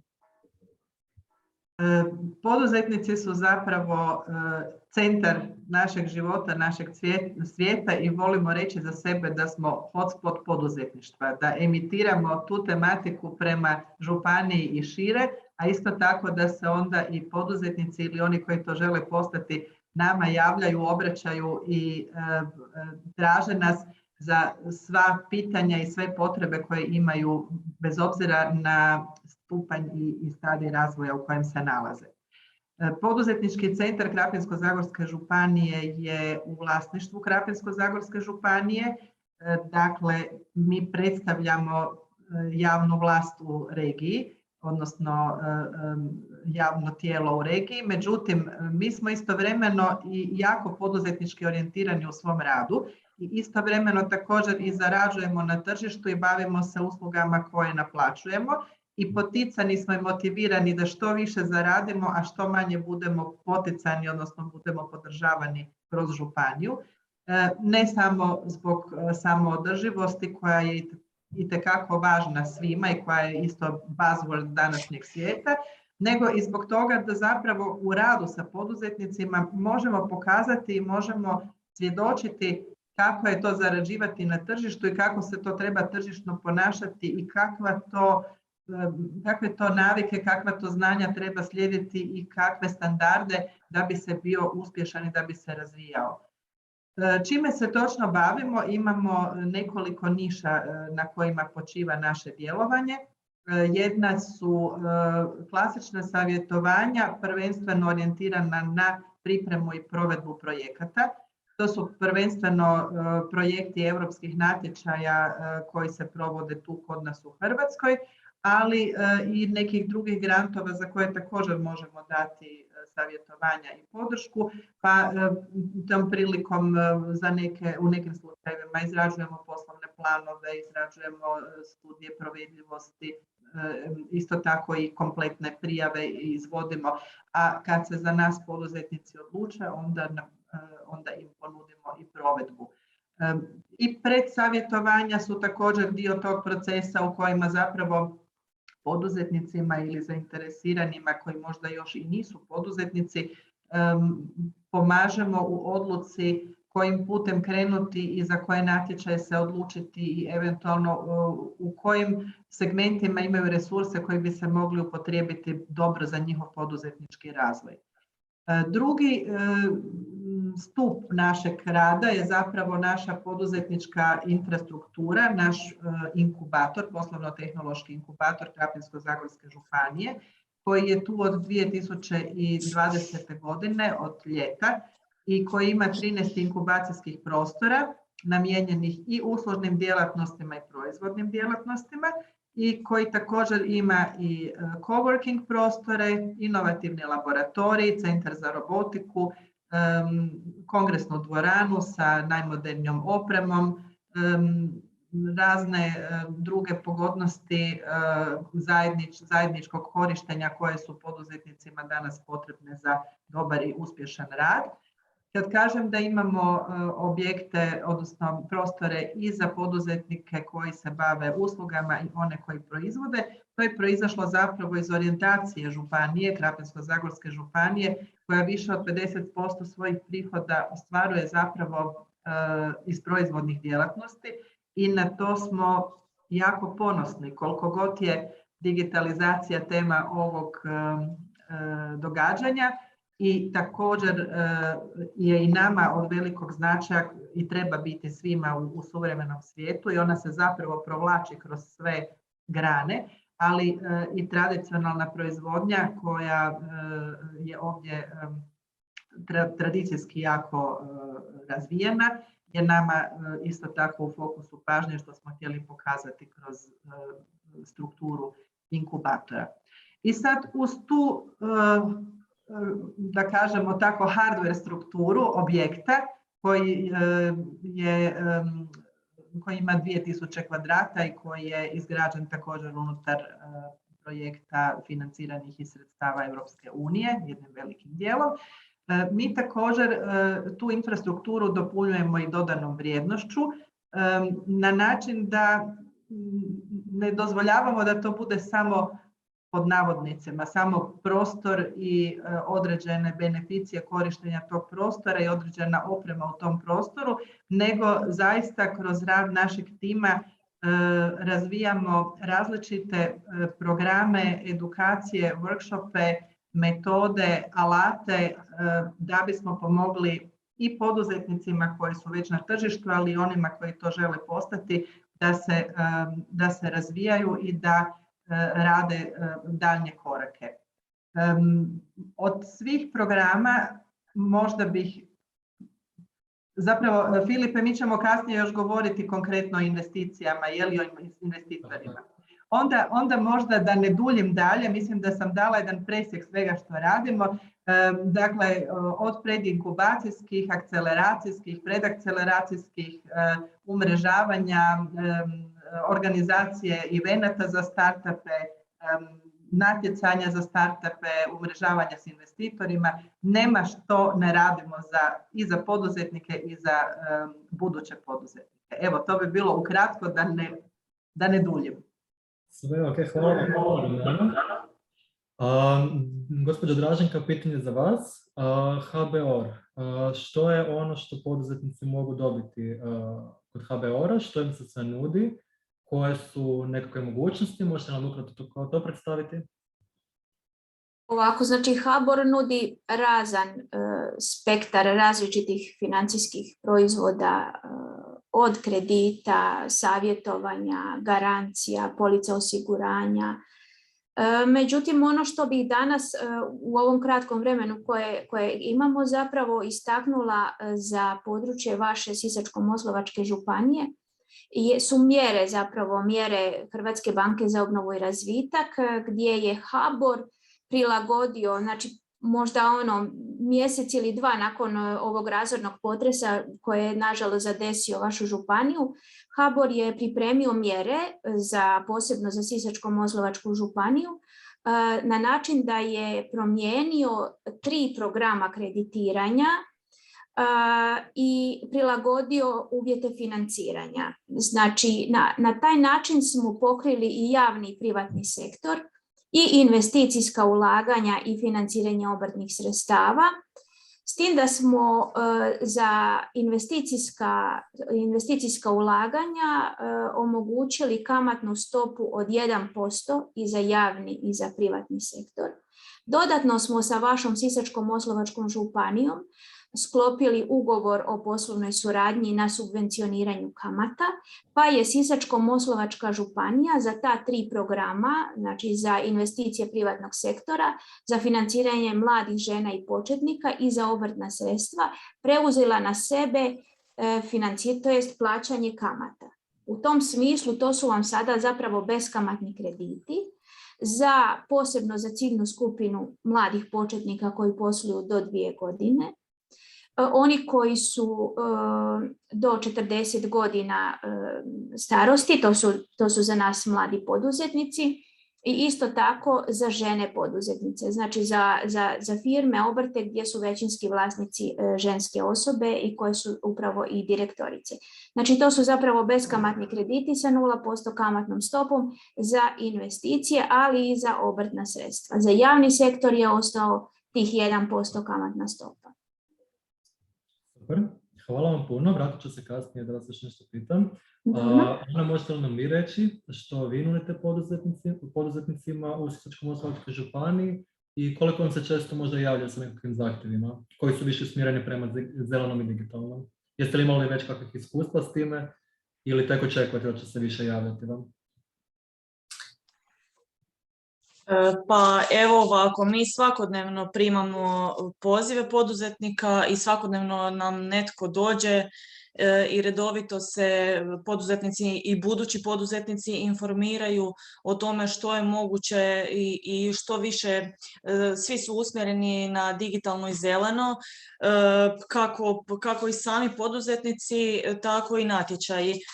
Poduzetnici su sve mlađi i mlađi i logično je da su usmjereni na taj dio i mi njih pratimo zapravo od samih početaka, od onoga kad bi se oni htjeli zaposliti, odnosno samo zaposliti, kad je sve još na razini nekakve ideje, pa do sve pripremamo poslovne planove za samozapošljavanje, za HZZ prije svega, onda im pomažemo prilikom kreditiranja, čak i za HBOR i za HAMAG dosta i sad je baš velika potražnja za kredite HBOR-a, kao što je gospođa Draženka mogla i primijetiti da ju često kontaktiramo i sve, nadamo se da nismo naporni, ali evo, drago nam je da se nešto događa po tom pitanju u našoj županiji. I onda u konačnici pripremamo projektne prijave i provodimo projekte za poduzetnike. Kad i pratimo ih zapravo za cijelo vrijeme njihovog, što god mogu, što god trebaju, oni nas mogu nazvati, pitati, redovito nas zovu i pratimo ih zaista i sretni smo što im možemo pomoći, pogotovo kad su u pitanju mladi ljudi. Super, hvala. Gospođa Romana, vi ste bili spomenuli inovacije, možemo li se sada vratiti na to? I također isto pitanje, jeste li već imali kakvih upita vezano od strane poduzetnika za zelenu digitalnu tranziciju ili neke njihove ideje, da su vam došli osobno i rekli da bi htjeli nešto pokrenuti? Ima naravno dosta takvih upita i sve više su poduzetnici informirani o toj tematici u kojoj je sad usmjerena većina natječaja i bit će usmjereno kako je sada sve to definirano za buduće financijsko razdoblje i buduću financijsku omotnicu EU. Neki još nisu do kraja svjesni mogućnosti koje imaju kroz te natječaje i kroz tematiku koja se u njima, koja je fokusirana u njima. Međutim, mi i za to nastojimo dati podršku kroz različite radionice. Evo, baš ćemo sutra imati organiziranu radionicu u suradnji sa HAMAG BICRO-om. Inače, odnedavno imamo i HAMAG BICRO ured u okviru poslovno-tehnološkog inkubatora. I radionica će biti uglavnom posvećena ovom novom natječaju koji je objavljen nedavno za novoosnovana poduzeća i za komercijalizaciju inovacija. Tako da ćemo zapravo objasniti na koji način to mogu poduzetnici implementirati i za koje sve aktivnosti i zbog čega bi im to moglo biti zanimljivo. A isto tako kad se govori o digitalizaciji, ono što nastojimo je spajati ih sa tvrtkama koje su provodile različite projekte vezane uz digitalizaciju, pa već znaju na koji način bi mogli detektirati područje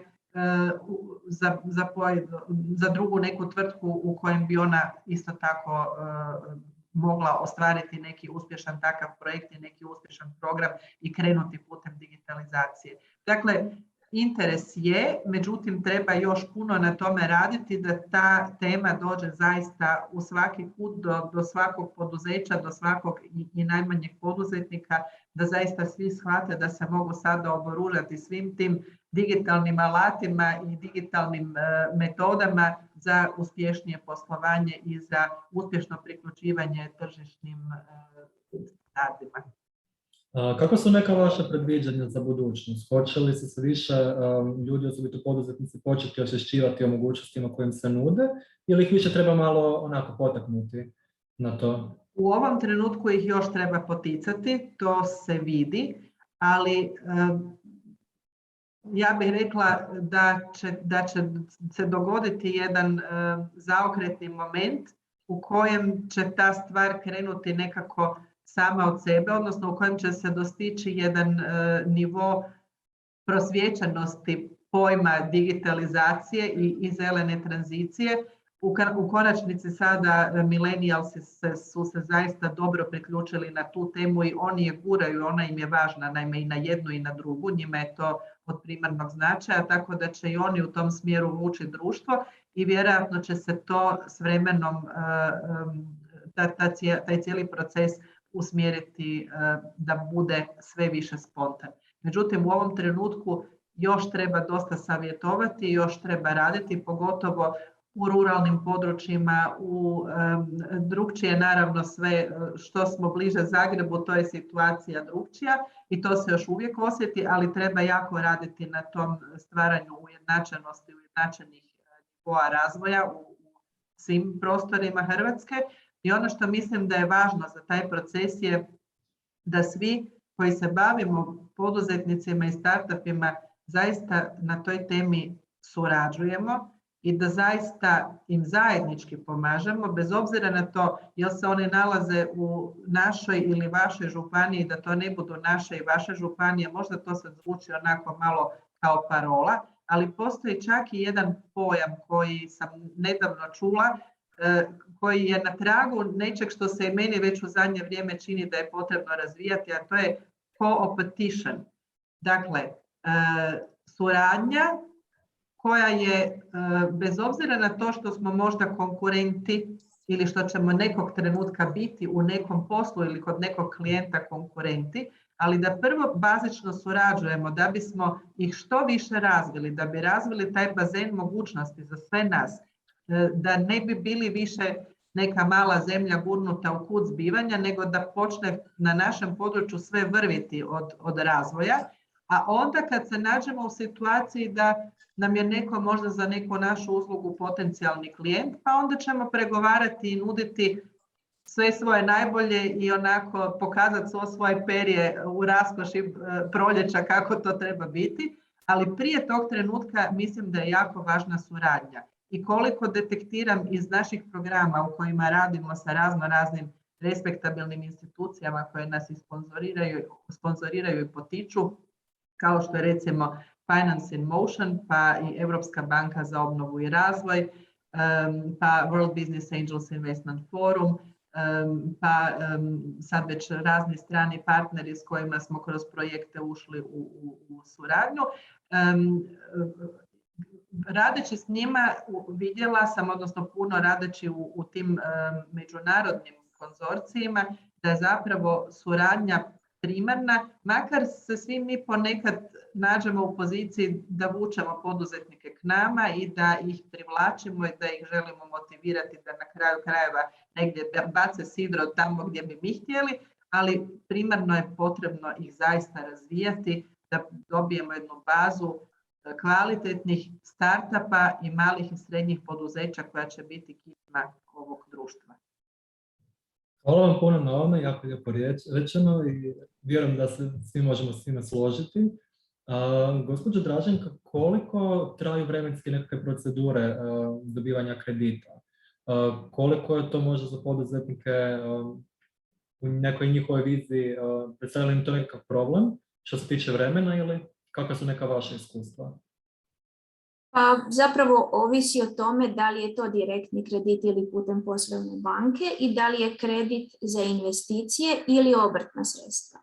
Krediti za obrtna sredstva su brzi krediti koji se odobravaju ako su direktni recimo za 2 do 3 tjedna, s tim da krediti za investicije traju malo duže. Naravno oni zahtijevaju puno detaljnije i veće analize. I otprilike nekakva iskustva su da za investicije direktni krediti su oko 2 do 3 mjeseca može potrajati ta cijela procedura. Ako su krediti putem poslovnih banaka, znači zapravo najveći dio posla se obavlja u poslovnoj banci i kad je zapravo nekakva odluka u poslovnoj banci donesena, onda se to prosljeđuje u HBOR. Otprilike 10-ak dana traje procedura samo u HBOR-u. Dakle, to su otprilike rokovi, naravno oni ovise i o tome, o tome koliko je došlo zahtjeva za kredit. U zadnje vrijeme, što je dobra činjenica je da dolazi sve više sa područja Sisačko-moslavačke županije, što je rezultat i ovih naših mjera i povoljnih uvjeta financiranja i subvencije od strane Sisačko-moslavačke županije, tako da stvarno se vidi, naravno i Sisačko-moslavačka županija i SIMORA su oformili tim ljudi koji pomažu poduzetnicima u pripremi dokumentacije, što je stvarno pohvalno i mislim da je to jedinstven slučaj u Hrvatskoj, sad kažem za HBOR, ali vidim da pripremaju, pomažu priprema dokumentaciju za HAMAG i tako da to se stvarno vidi. Super. Vi imate i međunarodno poslovno iskustvo. Koje je neko vaše mišljenje o poduzetništvu kod nas u Hrvatskoj, osobito u Sisačko-moslavačkoj županiji i negdje nekakvoj europskoj razini? Zaostali možda naši poduzetnici prema nekakvom svom poslovnom razvoju ili prate trendove? Ovako, znači, naravno, kako je naša Hrvatska različita, sa različitim uvjetima za poslovne subjekte, i to se naravno reflektira na njihovom poslovanju i uspješnosti poslovanja. Za Sisačko-moslavačku županiju ono što je dominantno i što primjećujem u razgovoru sa poduzetnicima su otežani uvjeti financiranja koji se pogotovo sad osjećaju nakon ovog razornog potresa.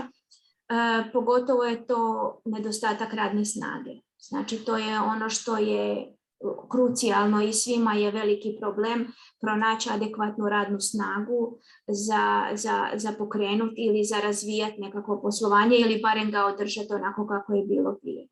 Također ono što je jako bitno na području Sisačko-moslavačke županije je nedostatak poslovnih prostora.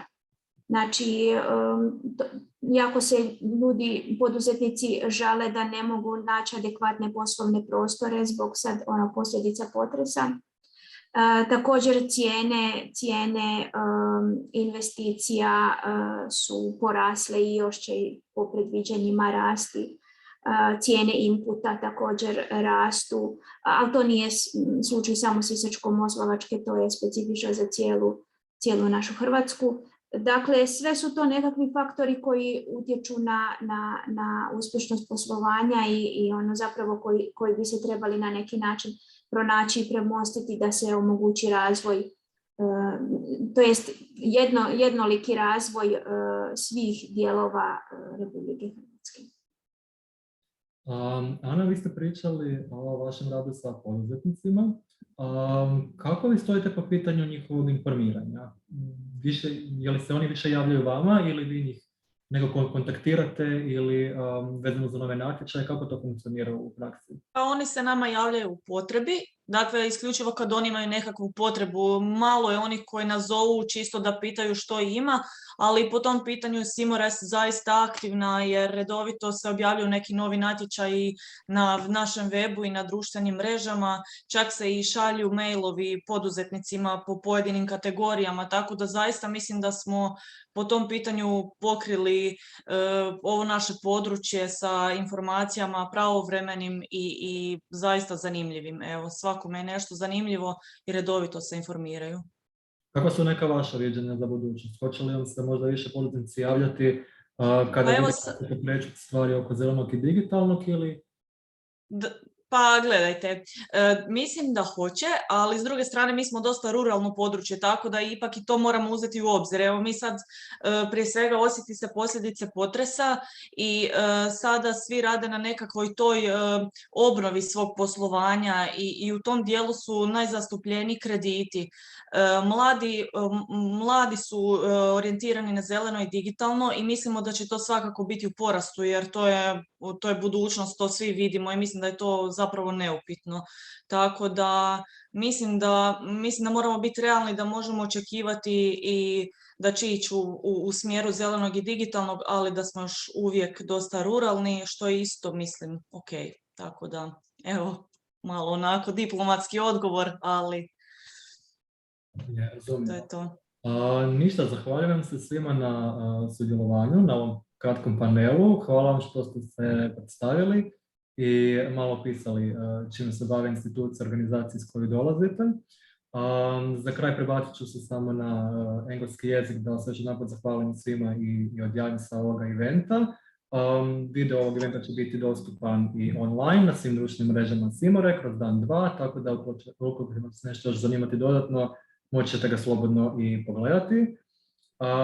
For the end of this event, I would like to thank all two speakers that are joining us today. It was really a pleasure to having you all today, and we are really grateful for this opportunity.